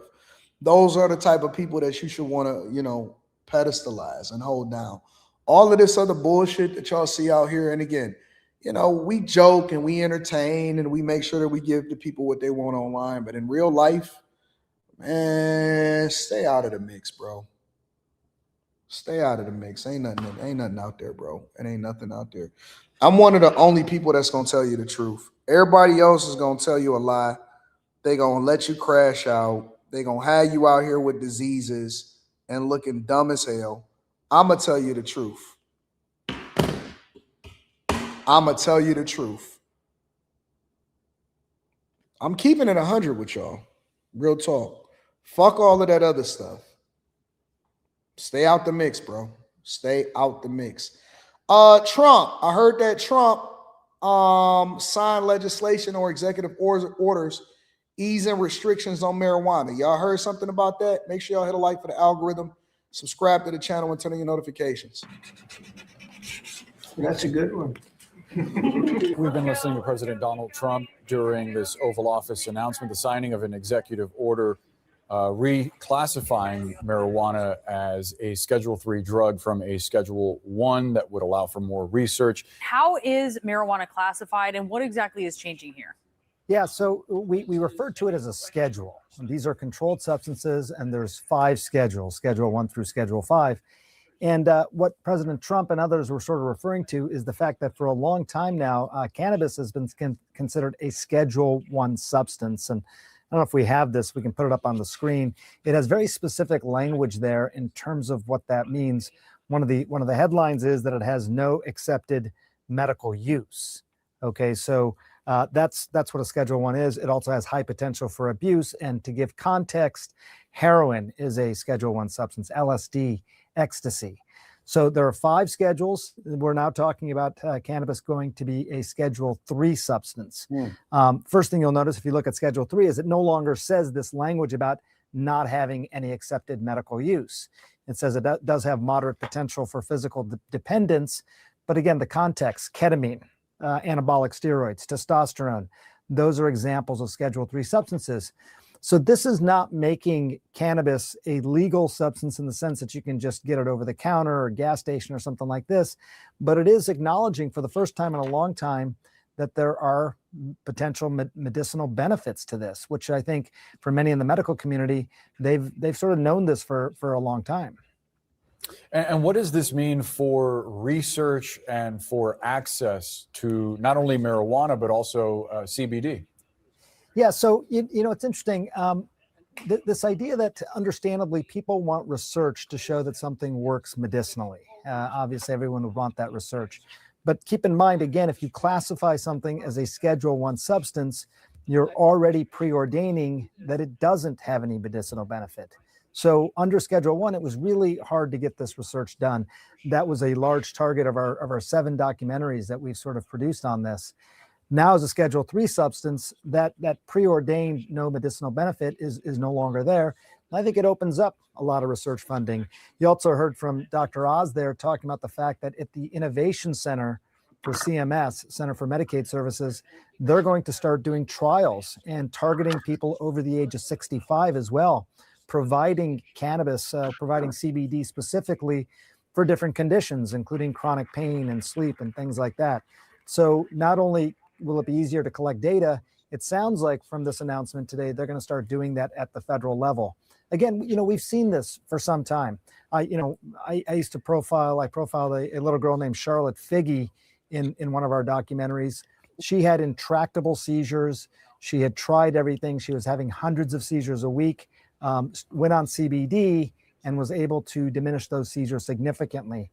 And she was emblematic of so many other children out there. So again, anecdotally, we've known some time, but now they want to collect the data. So I think that this happens on 2 fronts. One of the things that he said was they are declassifying it and or reducing it to a Schedule 3, which basically takes it out of the same range as heroin and all of these other drugs. But what that does is it opens up the possibility for funding and research and what other uses it could be used for, instead of just classifying it as a drug that you should be arrested for if you see it on the streets. The second thing that I think that is doing is it's opening up the possibility to reduce the crime and the sentences that is being implemented against people that you know often at times get arrested for drug crimes. Now, obviously, we've known that on a local level for many states that this has happened happened a long time ago, that there's plenty of states, including Denver, Michigan, California, and so on and so forth, that does not look at marijuana, depending on the quantity that you get caught with, that does not look at marijuana as a drug, as far as something that you can, go to jail for. The other part of the conversation is the decriminalization of it on the federal level, because federal has always been, hey, marijuana is bad and you can still get arrested and we're still holding you accountable on the federal level. But that was in direct conflict with individual states and whether or not the states actually would prosecute you if you got caught with a certain amount of marijuana or whatever. This does not have anything to do with you doing it personally, because people are going to do whatever it is that they're going to do. But I think that it opens up a world of possibility, especially when you're talking about the financial sector, of how marijuana could be leveraged and used, and the declassification of it. Because to be honest with you, and I'm just going to keep it real, it was never on the same level as heroin. It was never on the same level as crack cocaine. It was never on the same level as even fentanyl. I don't think that it ever should have been on that same level. And there's a lot of people that wind up getting convicted and sent to jail for decades and having football numbers. And I'm wondering, that's the thing that I'm really wondering is now that Trump is, signing an executive order, easing the restrictions on marijuana, are there people that are in prison today that could get out of prison a lot earlier because they were convicted of crimes directly tied to marijuana? You know what I'm saying? So I'm wondering if that's going to play a role, if he now opens the door for him to be able to pardon and release more people, and then be able to justify the pardon and releasing of other people based off of the easing and the restrictions, in addition to whatever the research and development that they can do around it to see what other uses that they can leverage it for. Classifications were for pharmaceutical companies. Alcohol kills people more than weed does.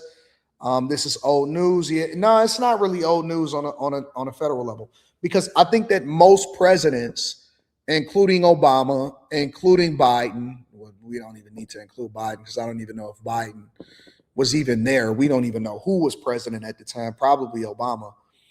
Including Obama, including Biden, including Bush, including all of these people. Shit, Clinton locked more people up than you could ever believe, and black people loved him for it. All of them were scared to address this issue on a federal level. Everything that has happened up to this point has happened on a state's level. Everything that has happened up to this point has happened up to the state's level. I don't think that any president up to this point actually had the balls to start to do this and address it. And now that you got RFK Jr. in there, I think that Trump is the first president that actually is willing to address the issues that directly affect people on a regular basis. Let's go back to the issue at hand of this executive order and bring in our Sanjay Gupta, who has covered cannabis so extensively. What stood out to you in this announcement? How is this going to change things? What is it not going to change? Well, it's not making cannabis legal. I think that was one of the big points that was made over and over again. It is still a controlled substance. And the discussion was really around medicinal use of cannabis, not recreational use. So, keep in mind, again, there are these schedules of controlled substances, and they're basically scheduled from 1 to 5 based on how much benefit versus harm these substances may have. And cannabis, I think somewhat inexplicably, was sort of in the highest schedule for a long time. I have known people that have had certain diseases or even terminal diseases. I've heard of people, I haven't known anybody to have cancer to use it. But I've heard of people that, have had some really, really big ailments that's saying that it was the only thing that helped. Of course, you're going to have people that over abuse and do certain things or whatever. But I've heard of certain people that said that this was the only thing that helped ease the pain or gave them some sort of relief when they used versions of it. Meaning it had no perceived medicinal benefit and had a lot of potential harms, such as heroin and LSD and ecstasy. And I think, a lot of people, many of the doctors in the Oval Office there, many of whom I've interviewed over the years for these documentaries, they have been making this point that it's very hard to collect the data showing the medicinal benefit if you've already classified it as a Schedule 1. So classifying it as a Schedule 3 sort of changes the optics of it, if you will. And I think the other big thing that stood out to me was this idea that at a federal level, at the Innovation Center at CMS, Dr. Oz talked about this, they're going to start doing these trials. And they're specifically going to do it in people over the age of 65. They're going to look at conditions like pain and sleep, and they're going to collect data. So, people over the age of 65, I think they said they will have the ability in these trials to have up to $500 worth of CBD provided to them to be part of these trials to see how well this works and compare it to other things that are already out there. So, you know, it's a significant step on the accelerator with regard to cannabis. I think a lot of people have been waiting a long time for something like this. Howard Kessler, who President Trump referred to a couple of times, someone that I talk to pretty regularly about this on background for our documentaries. But they were saying, look, this is something that's going to likely happen. We thought it might still be months, if not years. And all of a sudden it happened this afternoon. Somebody said, Anton, alcohol is way worse or whatever. Listen, I'm not advocating against, for, or against any of this. I'm just telling you what happened and bringing you the news. I'm not going to sit here and tell you, oh man, yeah, but alcohol and none of this type of stuff. That's a personal choice. You know whether or not you can drink or not. You know what your limits are. You know what it's going to do to your liver. You know, if you just do it every single day, you know, if you're an alcoholic and if you need to ban yourself from it, you know, if you got a problem, listen, at some point, you also got to take responsibility for what you indulge in. You know, if you using it for something that actually helps you, or if you just getting high because you want to get away from society and get away from reality, and that if it's slowing you down, you know, if you using it for either pain management or if you using it because, you know, you just lazy as fuck. So, you know, at some point you also have to take, you know what I'm saying, real responsibility and ownership of your situation. And you can't keep blaming everybody else in the world for your problems. You also have to figure out who you are and stop trying to justify it by comparing it to something else. Are you the type of person that has an addictive personality, and are your addictions directly tied to alcohol or this or that or being overindulgent? Is it preventing you from being able to go to work? Do you smoke before you get to work? And should you be smoking before you get to work? And do you smell like trees? You know what I'm saying? Like that's a real thing. Y'all said that's a great. Y'all want me to add that as a topic for Room 9? Let me know if y'all want me to add that as a topic for Room 9.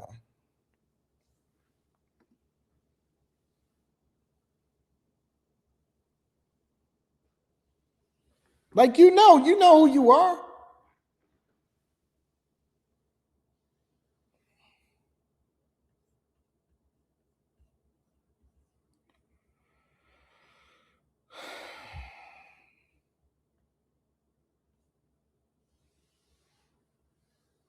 I don't know. We'll see. Make sure you hit a like for the algorithm, subscribe to the channel, and turn on your notifications. Coach Chris says, AD, I'm raising a young queen. Just like you, she's 15. What are a few lessons you are teaching her about life?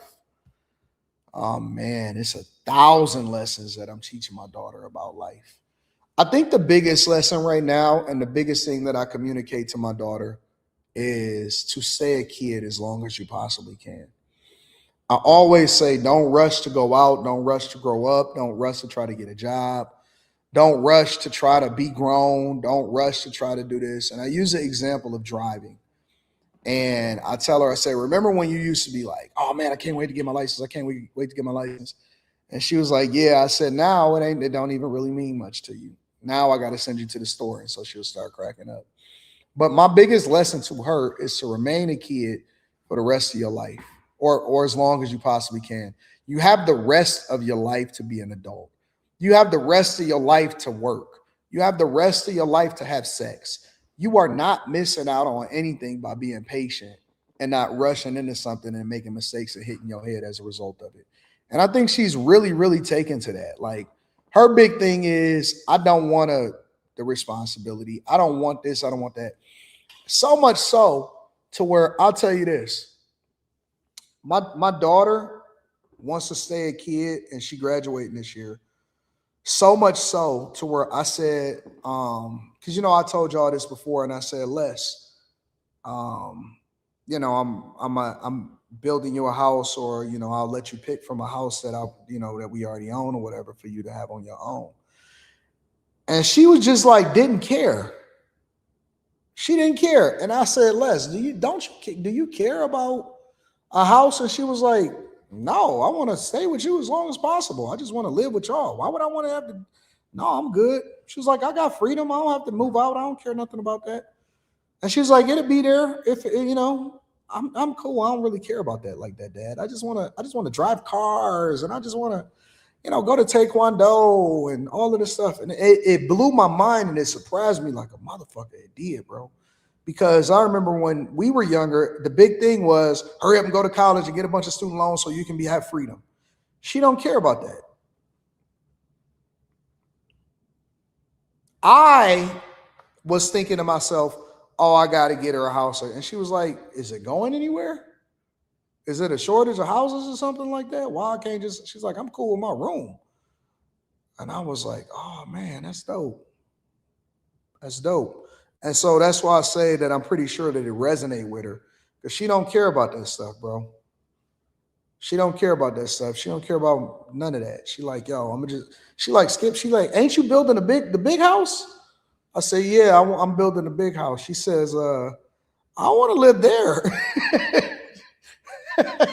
She said, can I help design it? Can we have an indoor pool, please? I say, yeah, I feel you. So she ain't interested in that junk. So we canceled that idea. It's no point. It's no point in rushing it. She chill. So the lesson that I would tell you is just to tell them to stay a kid as long as possible. Beat that in their head. Beat it in their head. Beat it in their head.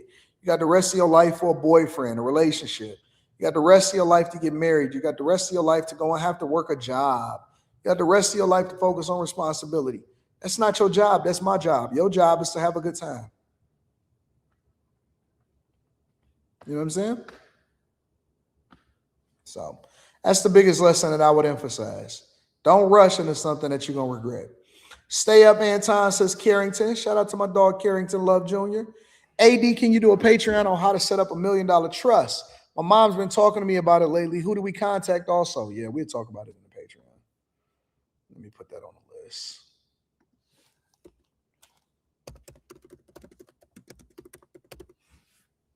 I got you, big dog. Rag from Texas. Tab Marley says, my big brother told me at 18 that this weed is an art. Don't overdo it. Get some money and then parlay. Shout out to Tab Marley. Appreciate y'all. Make sure y'all hit a like for the algorithm. Subscribe to the channel and turn on your notifications. All right, what do? We just did Tory Lanez. We did Trump trees. We did the Brown shooter. We got nurses sleeping on the job. I don't know if I'm gonna do that one. We have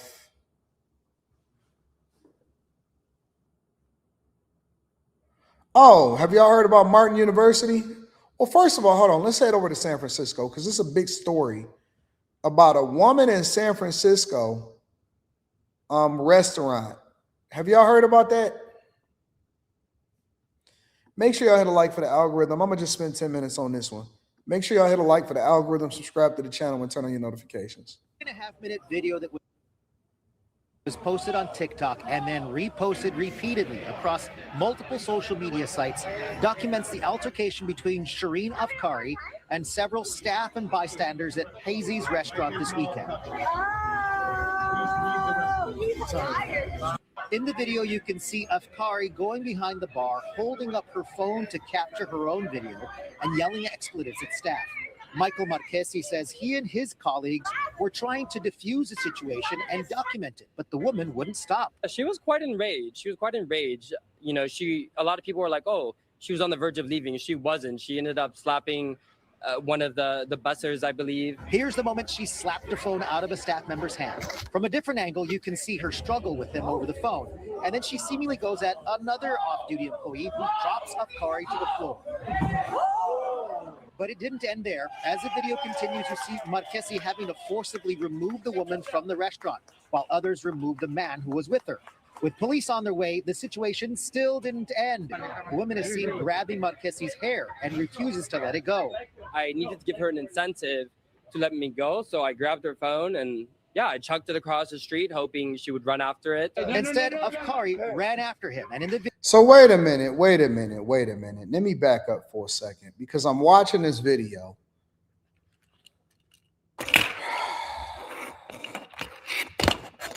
Come to the front of the congregation, my snow bunnies. Snow bunnies and snow hares, I need y'all to come to the front of the congregation and come expeditiously. All right. The first thing that I'm asking myself before I even get into the woman is what the fuck is friends for, or what the hell is a boyfriend or a husband or a man for, or people that surround you if they don't get some control of the situation? Man, I wish a chick would embarrass me in public. If I went with my girl, when I see women that are out of control, the first thing that I think of is, oh, she don't respect the man that she with. The first thing, and this, I'm looking at it from a man's lens before we get to her, because I'm going to get to her.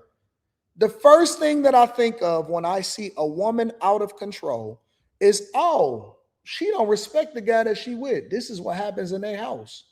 She unruly. She probably be kicking his ass too.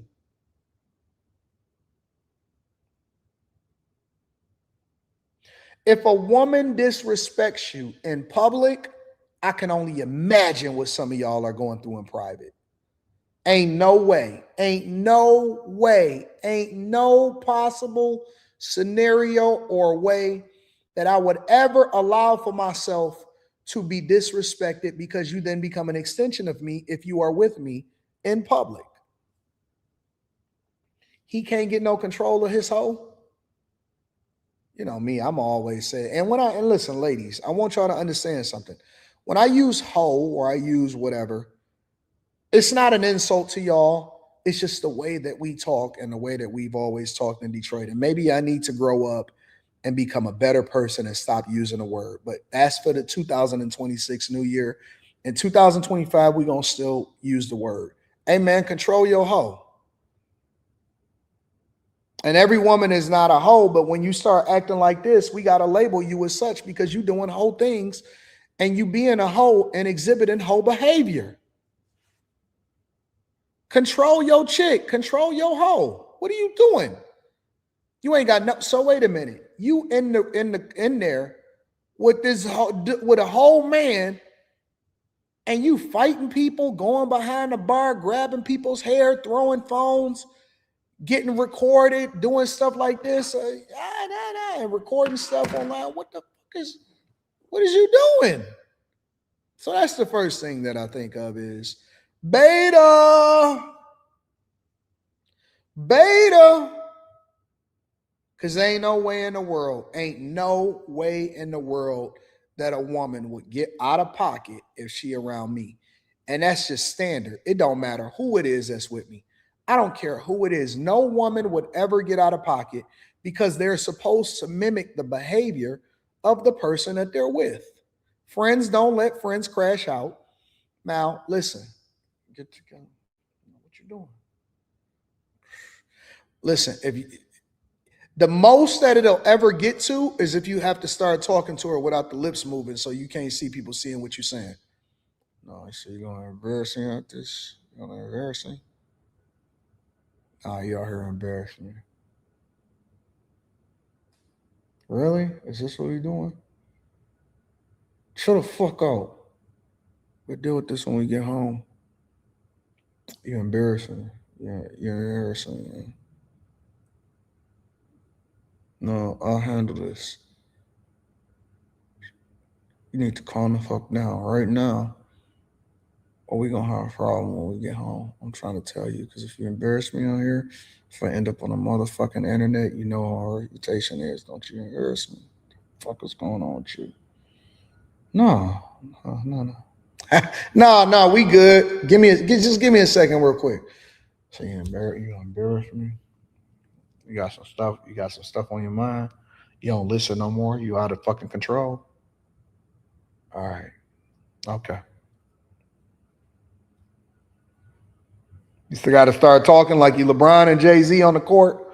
Yeah, because there's so much fucking going on, bro. You know what? You stressing me out, and it's the last thing that I need right now. Because if you fuck up my money, I'll never forgive you over this shit. That's the apex. That's the apex, because listen, you always maintain frame, and you should have trained her before you got out the house. You should have trained her before you got out the house. It shouldn't even come to this. So when I see this woman going crazy out in these streets, when I see a woman going crazy out in these streets, I'm like, oh, she don't respect him. And as a matter of fact, I'll go one further for you. If I see a woman that is disrespectful to the guy out in the streets, I think she ready to go. I think she looking for a new man.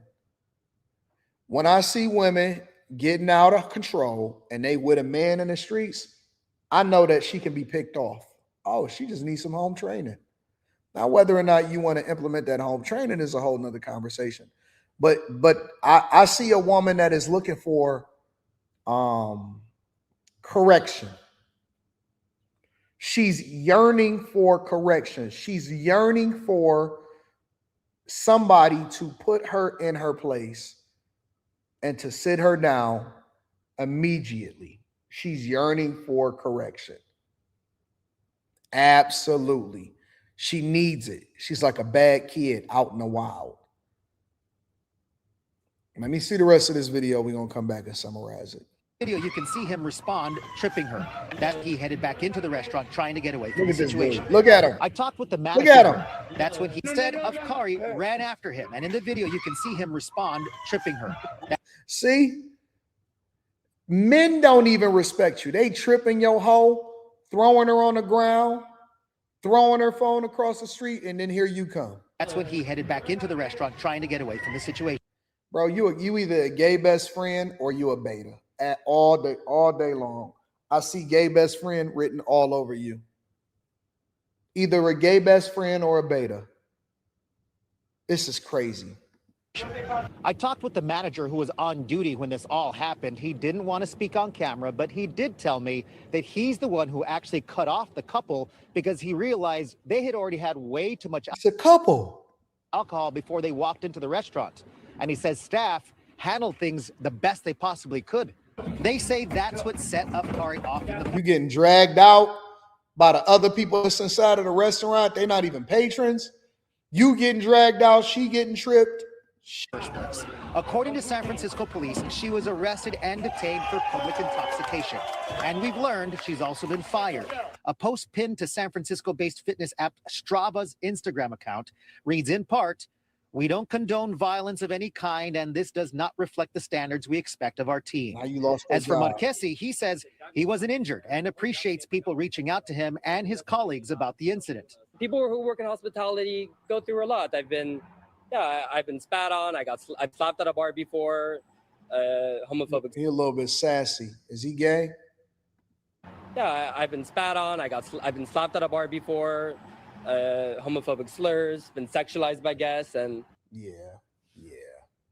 I figured that. That makes sense. It seemed a little sassy, and my radar started going up. My antennas started going up because when they start talking like this and doing like this and stuff, I'm like, oh man, yeah, you got threw out by a gay man, but he's still a man at the end of the day. He got man strength, and so I seen a little sass. I'm glad that they held her accountable, and we got to stop allowing for people to do this. And white women do it, black women do it. This white woman, she got away with it for a long time. There's a minute that you go behind the bar. Yeah. So I don't agree with the behavior. I agree with the consequences.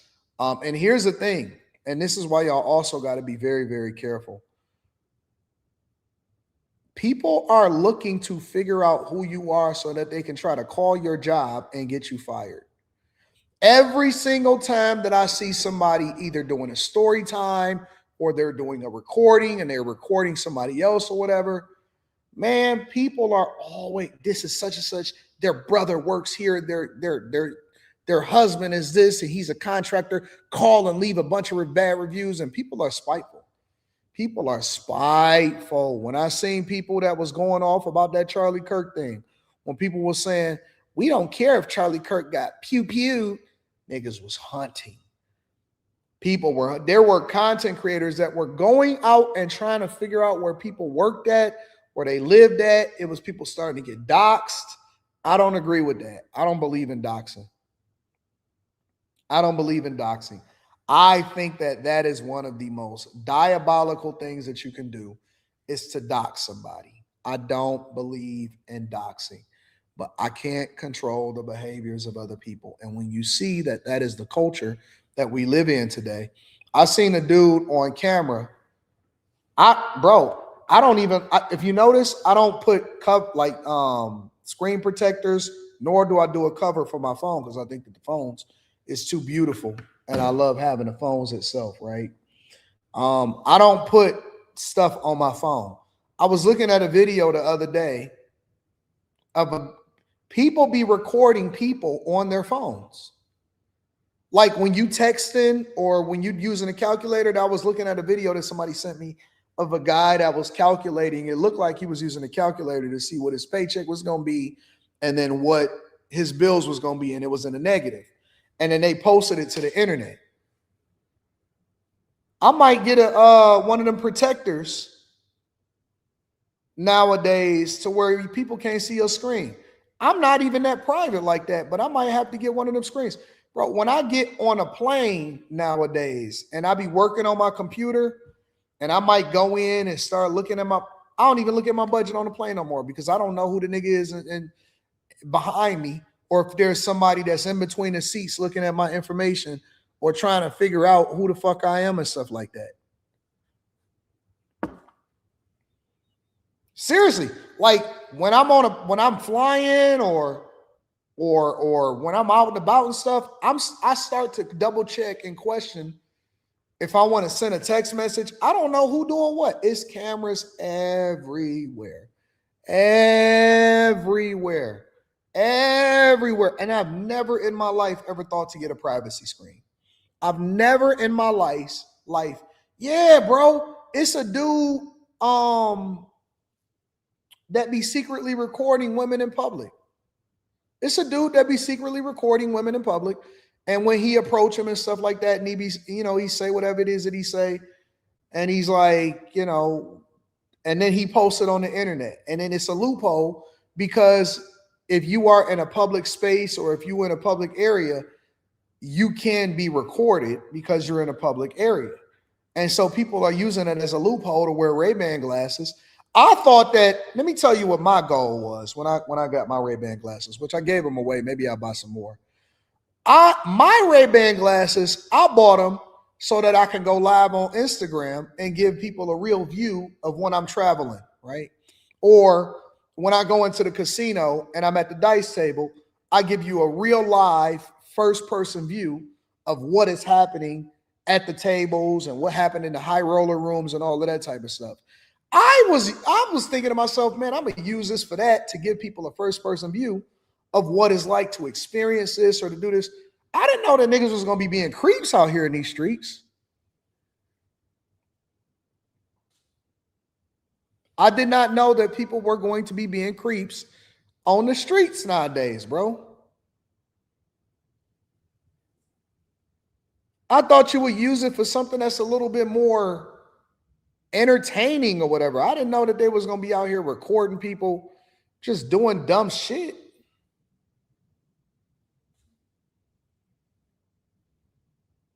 People are wild, man. People are wild. Like, record the craps table or whatever, so on and so forth. But y'all trying to go in bathrooms and all of this junk and recording, talking to people that don't want to be on camera and stuff. Even people on camera that don't want to be on camera. I mean, it's just basic decency and respect. It ain't even got nothing to do with the law. It's just respect. And I ain't even talking about like just passing people on camera. They go up to people and be like, "What's up, baby girl?" And people don't be knowing they recording. They have a secret camera on them and stuff. Yeah, man, that junk is wild. That junk is wild. Make sure y'all hit a like for the algorithm, subscribe to the channel, and turn on your notifications. All right. What else we got going on? Oh, whoa. Hold on.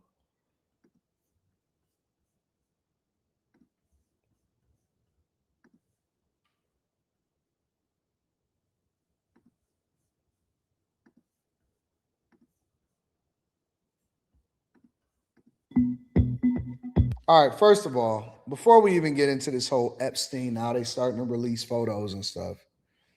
This picture is wild. Okay. This picture is wild. This is a wild ass picture to start off with. This is a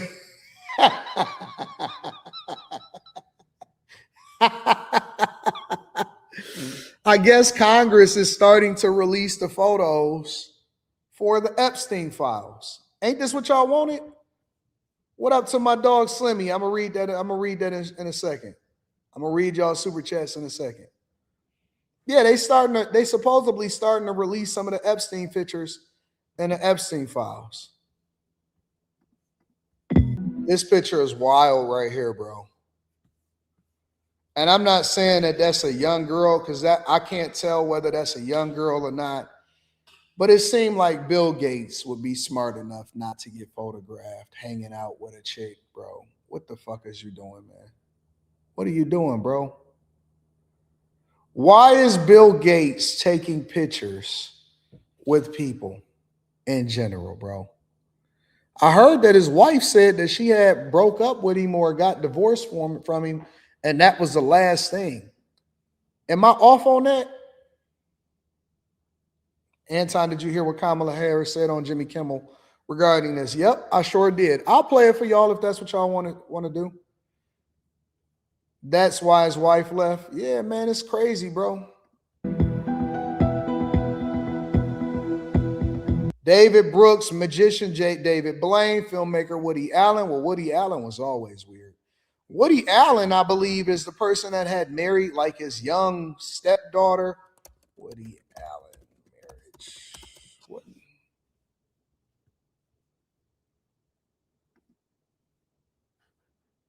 Yeah, Woody Allen was always weird. Woody Allen is currently married to Soon-Yi Previn, his third wife, whom he married in 1997. Their relationship has been a source of controversy because Previn is the adopted daughter of actress Mia Farrow, Allen's long-term partner. Yeah, man. He married the adopted daughter of a woman that he was already talking to in a relationship with. He was in a 12-year personal and professional relationship with Mia Farrow from 1980 to 1992, during which time they never married or lived in the same home.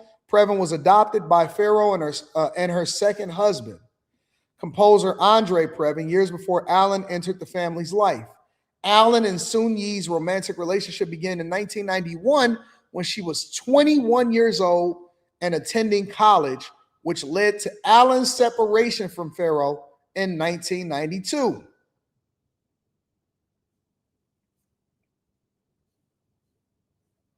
How old is Woody Allen? I think it's 90. How old was Woody Allen in 1991?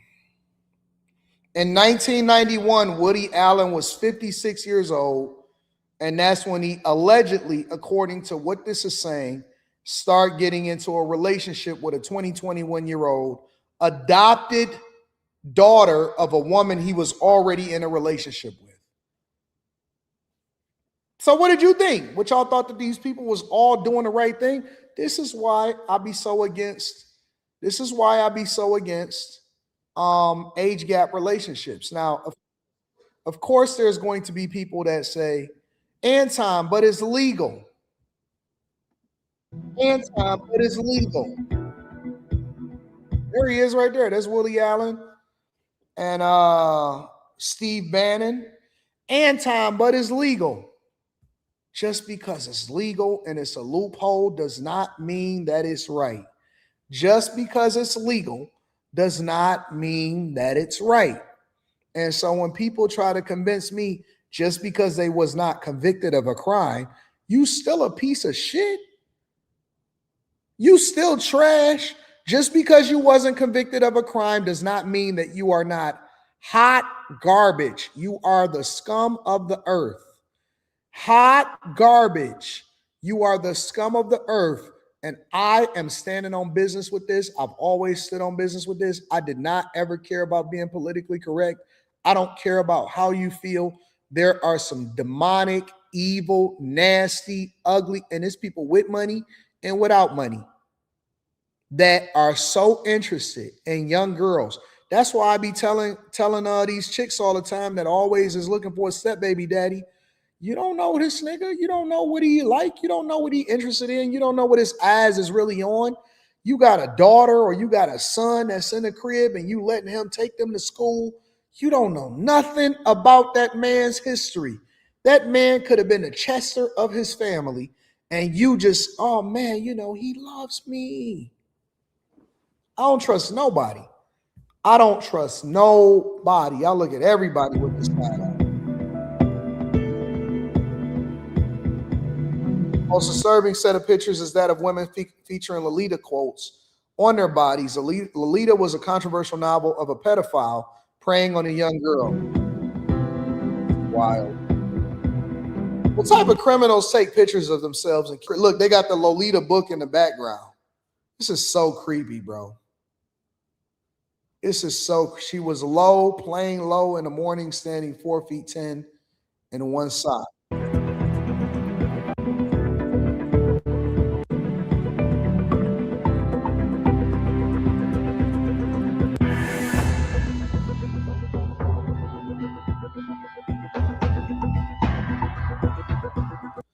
I don't know. Try to send someone else. I have a friend Scout. I have a friend Scout. She sent me some girls today. This is so wild, bro. She sent me some girls today, but she asks $1,000 per girl. I will send you girls now. Maybe someone will be good for Jay. Name, 18-year-old, height, measurement, weight. This is so. Departure city is for Russia. So they trafficking women. And y'all think that this man just offed himself in prison? Get the hell out of here, bro. This is crazy, bro. Look at this, man. Look at this. This is so wild. Look at the thing look at the picture that's in the upper right-hand corner.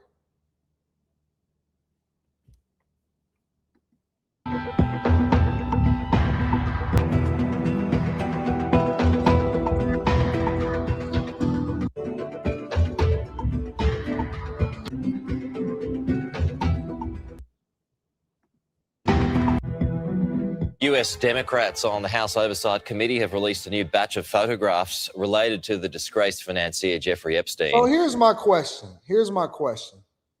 I'm going to get over to the Kamala Harris comments too. But here's my question.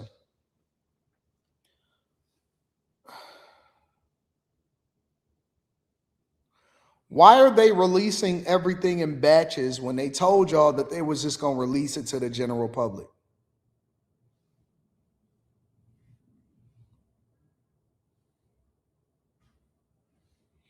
Congress quickly pushed through legislation to say that they was going to release all of the files.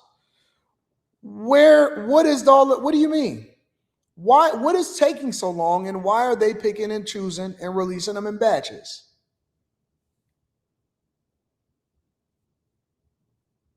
Why are they releasing them in batches?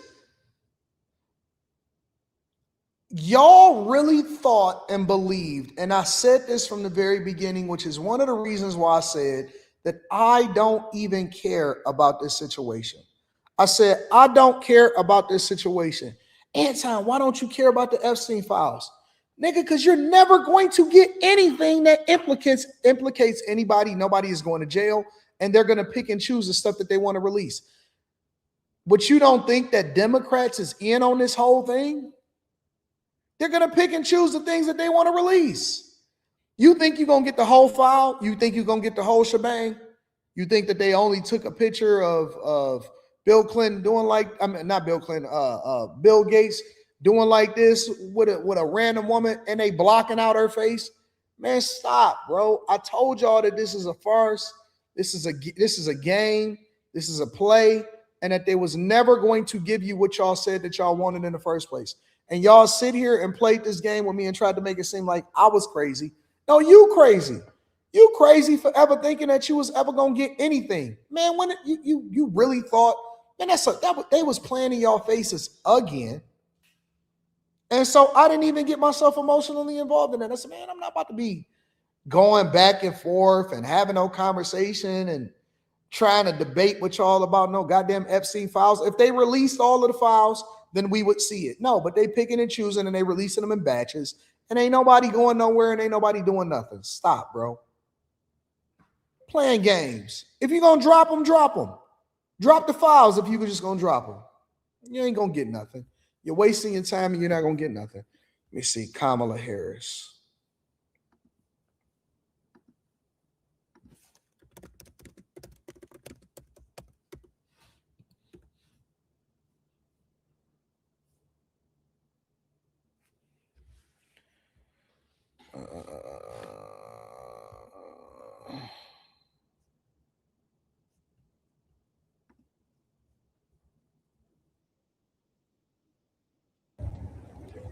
Madam Vice President, can you tell us why your administration didn't release the Epstein files?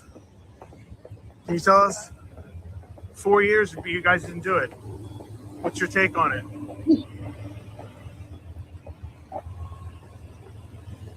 She on a book tour, though. She's definitely on a book tour. Our first guest tonight has quite a resume. Beautiful necklace, and it had an engraving on the. Are you like the rest of them? People for no will pay their rent, and what this the Department of Justice of the United States, him in the back. He's selling watches on television. Would you have been? So when I called him, what happened? Background, former president.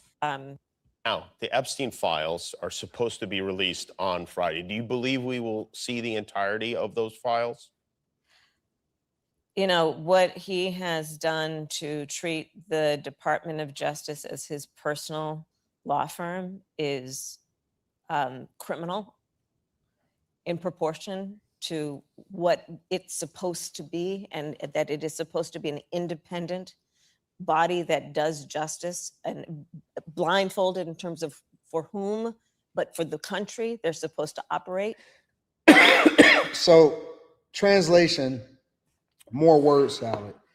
The word salad from this woman has never stopped. It has never been any different than exactly what it's been. Translation, more word salad. The question is, do you think that it's going to be released? And she didn't answer the question. Without favor or fear, and what this Department of Justice has done. So I don't know that they are going to do what they're saying they're going to do, which is release all of the documents that the American people have a right to see. But I will commend. What the fuck is up with her neck? How is her neck so old? Kamala.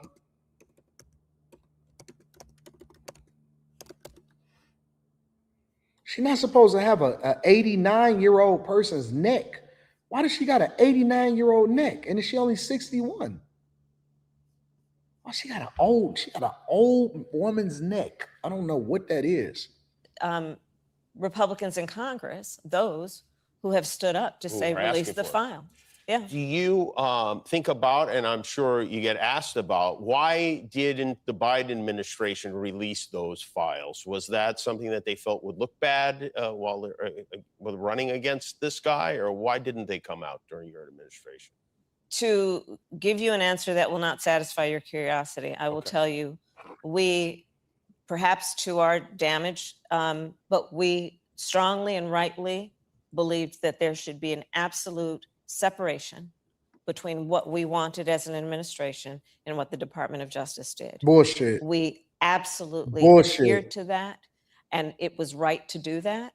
The Justice Department would make its decisions independent of any political or personal vendetta or concern that we may have. And that's the way it works. So you did have a vendetta. All right, we're going to take a break. This is all nonsense. This is all bull crap. And this is not true. Come on, man. Come on, bro. Come on, bro. Come on, man. Do y'all believe that? Y'all believe that they had no clue, no idea of what was going on in the Justice Department, and it operated with its own autonomy, and that's the reason that they never released the files. Get the heck out of here, bro. Get out of here, man. If that's not the biggest crap of nonsense that I done heard ever, stop. I bet you she pissed that he even asked that question. I bet you that she pissed that he even asked that question. Come on, man. And that's what I also keep telling people. People want to hold Trump accountable for whether or not they were going to release it and all of that stuff. And I just always come back to the same question in the same conversation. How come nobody was screaming at the top of the mountain? Nobody was pissed off. Nobody had any conversation to say about anybody in the Biden administration releasing the Epstein files. Nobody had no conversation about releasing the Epstein files at all, not even a little bit. Make sure you guys hit a like for the algorithm, subscribe to the channel, and turn on your notifications. I don't know if this is even worth having a conversation about on After Hours, bro. Slimmy says, for the first time ever on YouTube, I heard Anton Daniels from AntonDaniels.com say he was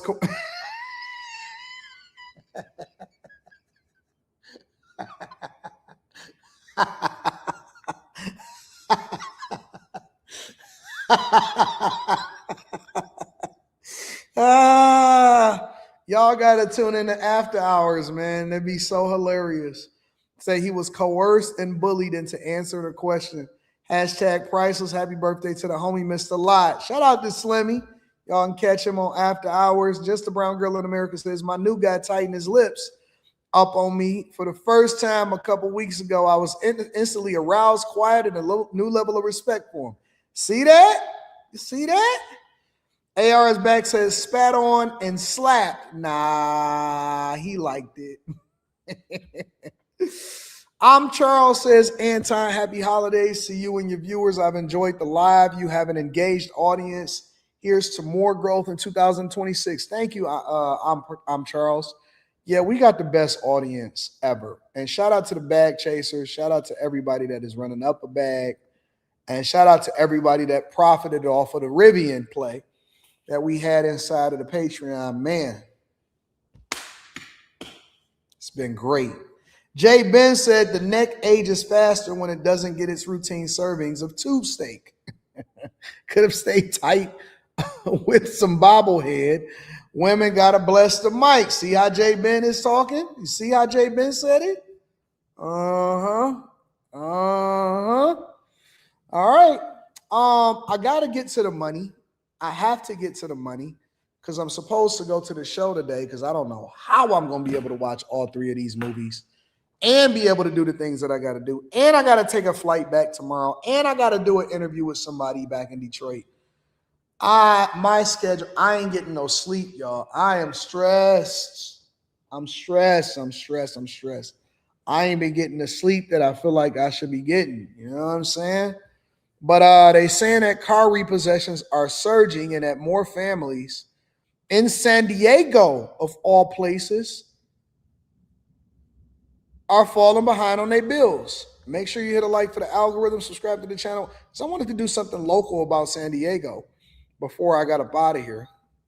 More families are having their cars repossessed for falling behind on payments now than at any other point in the last 15 years. And locally, tow truck drivers also report a significant increase in repossessions across our county. Sergio Flores from NBC7 Response explains how quickly a car can be repossessed. You know, many struggling families have a lot riding on their car when it comes to getting through each day of the week. I mean, there's work, school, errands, and the car can be towed within minutes. And just like that, someone's world gets turned upside down. And local tow companies tell me this is happening a lot more lately. So if you're behind on your auto payments, here are some options that may help you keep your car. Time is of the essence. Alex Alvarez from Active Recovery Services has located a car that's on his repo list for lack of payment. It's in the parking lot of a shopping center. It takes some. They be following y'all. They didn't locate it. They be following y'all.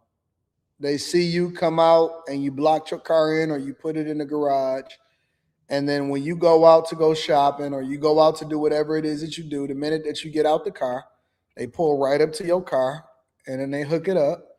Most repossession places, because I'm going to also share another video of a repossession guy that wound up getting out of jail, but we're going to get into that shortly. Most repossession places usually hook your car and then they take it around the corner. And then that's when they fully hook it up and then they take it over to the lot for it to get repossessed. That's how they didn't find it. They was already tracking you. Less than 5 minutes to hook, lift, and tow the car out of the parking lot, and it's gone, just like that. It has to be fast. People want to get in the vehicle before we hook it up. Alex says he takes no pleasure in leaving people without a car, but that's the job he's hired to do. This job it's not easy. You know, there's not for everyone. I've had a lot of employees that just come and go and tell me the same thing. It's not for them. But if I don't do it, you know, another repossession company is going to pick it up. Well, I'm buying work boots to start work on Monday, and all of a sudden I just started seeing a tow truck. Ezekiel Rodriguez was driving the car that Alex just picked up. He says it belongs to his girlfriend, and she let him borrow it while she traveled out of the country on a family emergency. Now they have to figure out a way to get it back. Listen, bro. Hey, my man, I ain't supposed to be laughing, but I wasn't expecting to see him looking on the right side of the screen as a tow truck company came around and then he's standing there with some Pringles. All right, dog. So listen, let me give you a little bit of a play. If you went to go, first of all, y'all shouldn't even be together. All right. Let me give you a little bit of life advice. I'm not sure if you're watching this, but I'm gonna give you life advice anyway. She broke, you broke, and I know you broke because you're using her car while she's out of the country, and she could have actually paid her car note instead of traveling out of the country. So her priorities is messed up, and it looks like she probably is broker than you because she's more than 3 months behind on her Honda. And the Honda isn't even a new one. It's a used one. So you standing there with Pringles. You over there. Yeah, he had Pringles. I think it was Pringles. Let me see. Yeah, I know what I was looking at. Ezekiel Rodriguez. She bought you some new construction work boots. Well, guess what? Now you're going to have to catch the bus. Probably a blessing for everybody because you don't want that car note. You don't want that payment that you got hanging over your head, trying to survive and figure it out. Yeah, he had Pringles all day long. And soon. Because I started at 4 a.m. There's no MTS at that time. And Uber right now is very expensive. So According to the Federal Reserve, 3.88% of auto loans fell into delinquency in the third quarter of 2025, baby. the highest since March 2010. And those with the lowest credit scores are being impacted the most. The report shows almost 16% of borrowers with subprime credit are late on their payments. Before we used to do, I want to say 2 to 3 repos a day, average. Right now, we're receiving about 10 assignments a day. Alex says the increase has been so significant that he's had to pass some of his work to other towing companies that don't specialize in repos as he does. They may have more work, but it never gets easier, they say, to ignore the plights of borrowers affected by the toll. Sometimes I wish I could do something for them, but if I did something for them, then I'd have to do something for everyone else, you know? So that part we can't do. Okay, so they're nice enough guys just doing their job, but still, how do we avoid them? I think I was supposed to be going to that theater today. That's in the background. Maybe I'll go see Avatar. I got to go and see some movies. Enough guys just doing their job, but still, how do we avoid them? Changing your car payment from being $600 a month to $450 a month can make it a lot more affordable and a lot easier to pay. Simon Goodall is the CEO of Caribou, an online auto loan refinance company. He says one way to lower your monthly. And off the top at 5 today, a terrifying ride caught on camera when a tow goes terribly wrong. The driver taking a car with a little girl still inside, and as he pulls away, she was knocked to the ground. Local 10's Roy Ramos is live in Sunrise with the incident that now has that tow truck driver facing charges. Roy. And one of the charges that driver is facing is child neglect. This after police say he towed that vehicle away that was parked illegally, but without realizing that there was a child still inside of it. My kid, oh, his kid in there. Cell phone video capturing the moments a man rushes out of a business to stop a tow truck speeding away with his vehicle. Frantic because inside that car is his 4-year-old daughter. Listen as he screams repeatedly, "That's my kid." Okay, so let me ask a question, right? Let me ask a question. Why are you leaving your 4-year-old kid in the car while you run into a place and it's illegally parked? Because, see, the tow truck driver wound up getting arrested and everybody is mad at the tow truck driver. But nobody is having a conversation about how irresponsible it is for the person that is driving the tow or the person that is driving the car to illegally park with a 4-year-old in the car and run into a business. How come nobody is having a conversation about the parent not doing what they're supposed to do? You're illegally parking and having your kid in the car, and you know you also facing repossession, but y'all want to get pissed off and hold the tow truck driver accountable more than you actually hold the parent accountable. So how is the tow truck driver supposed to know that you left your 4-year-old in the car? Somebody said both parties are wrong. I don't know about that. It looked like the car had tinted windows.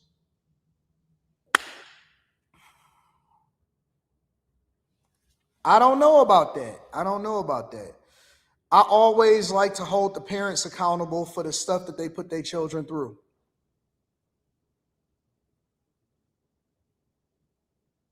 I always hold the parent accountable for the stuff that they put their children through.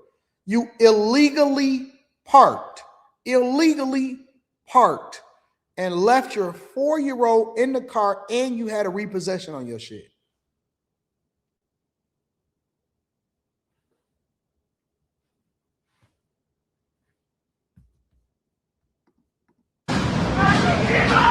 The incident happened outside the Bistro Creole restaurant off West Oakland Park Boulevard near 60th Avenue in Sunrise Sunday. Surveillance video from the shopping center showing the moments the father gets out of the car, and in less than a minute, the tow truck takes the vehicle without ever checking to see if someone else was inside. The dad behind the car is running. He's like, my daughter is in the car, my daughter. This woman, who asked us not to show her face, watched as she said the little girl fell out of the car and onto Sunrise Boulevard. The driver made the turn to go on the main road.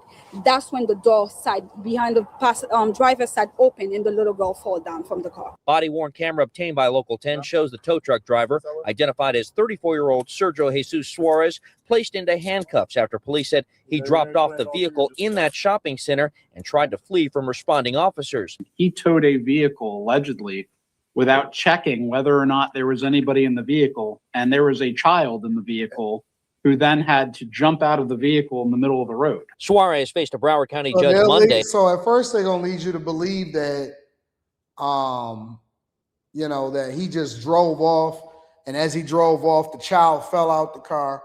The kid jumped out the car into the middle of the road. And I'm not saying that he's right? Because obviously it's some level of responsibility. You need to check to make sure there are no passengers in the car, and you need to go about doing stuff the right way. But then at the same time, I think that this is still the father's fault, that the child was even ever in this situation in the first place. I would be devastated. I would be absolutely devastated if I ever put my child in that position in the first place. If I ever had to put my child in a position to have to jump out the car because of my own neglect, my own retardation, my own inability to do what I'm supposed to do, that's a me fault too.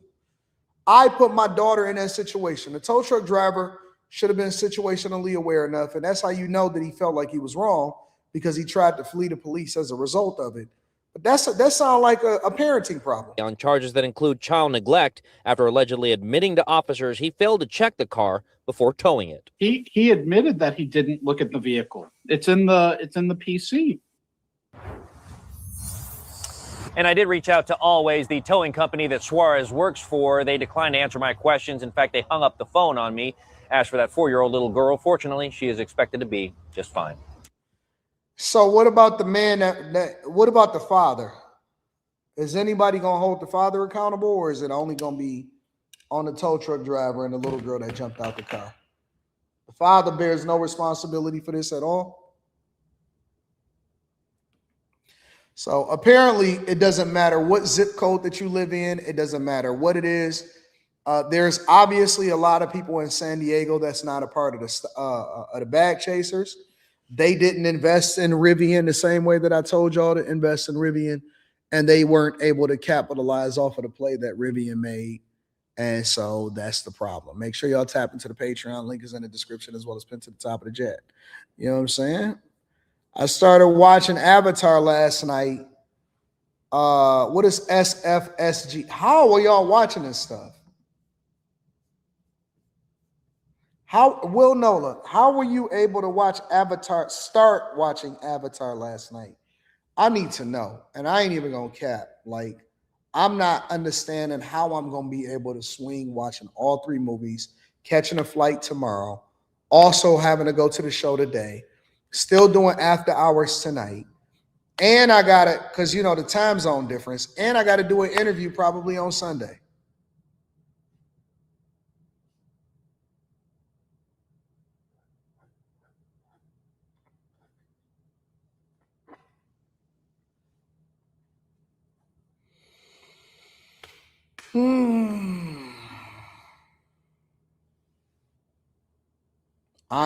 I am slammed.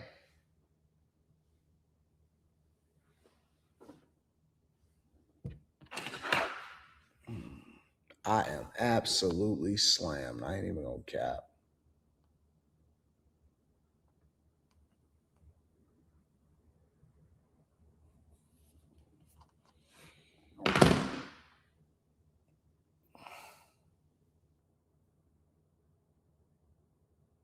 And that mug is like 3 hours and 15 minutes, bro. I said, shit.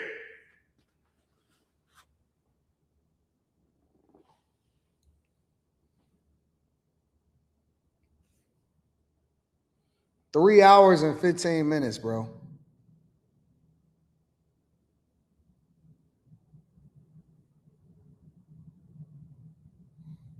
It's a lot of time, bro. That's a lot of time.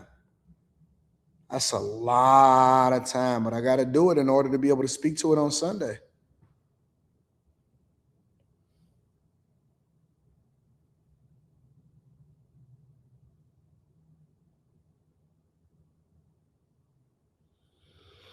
I got to figure it out. He happy, though. He ended up getting his car back, says Brian, the filmmaker. Well, if he ain't got no job to pay for it, then that's it. That's it. All right. Well, I'm about to go to the show now and see what's happening in these streets. Who is this? Hello? Yep. This is Anton.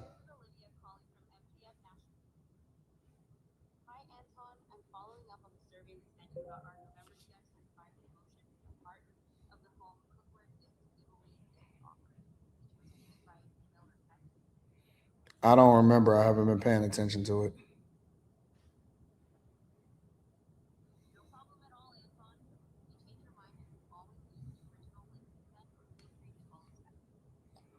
AI is getting really good, bro. AI is getting really, really, really, really, really, really, really, really, really, really, really, really, really, really good. Really good. Shout out to AI. Try to make it seem like it's a real person talking on the phone. Oh, man. man. All right. After hours tonight, we're gonna get it popping. Yeah, man. I love y'all. I appreciate y'all. Y'all the greatest audience on earth. I am going to see y'all tonight. Peace.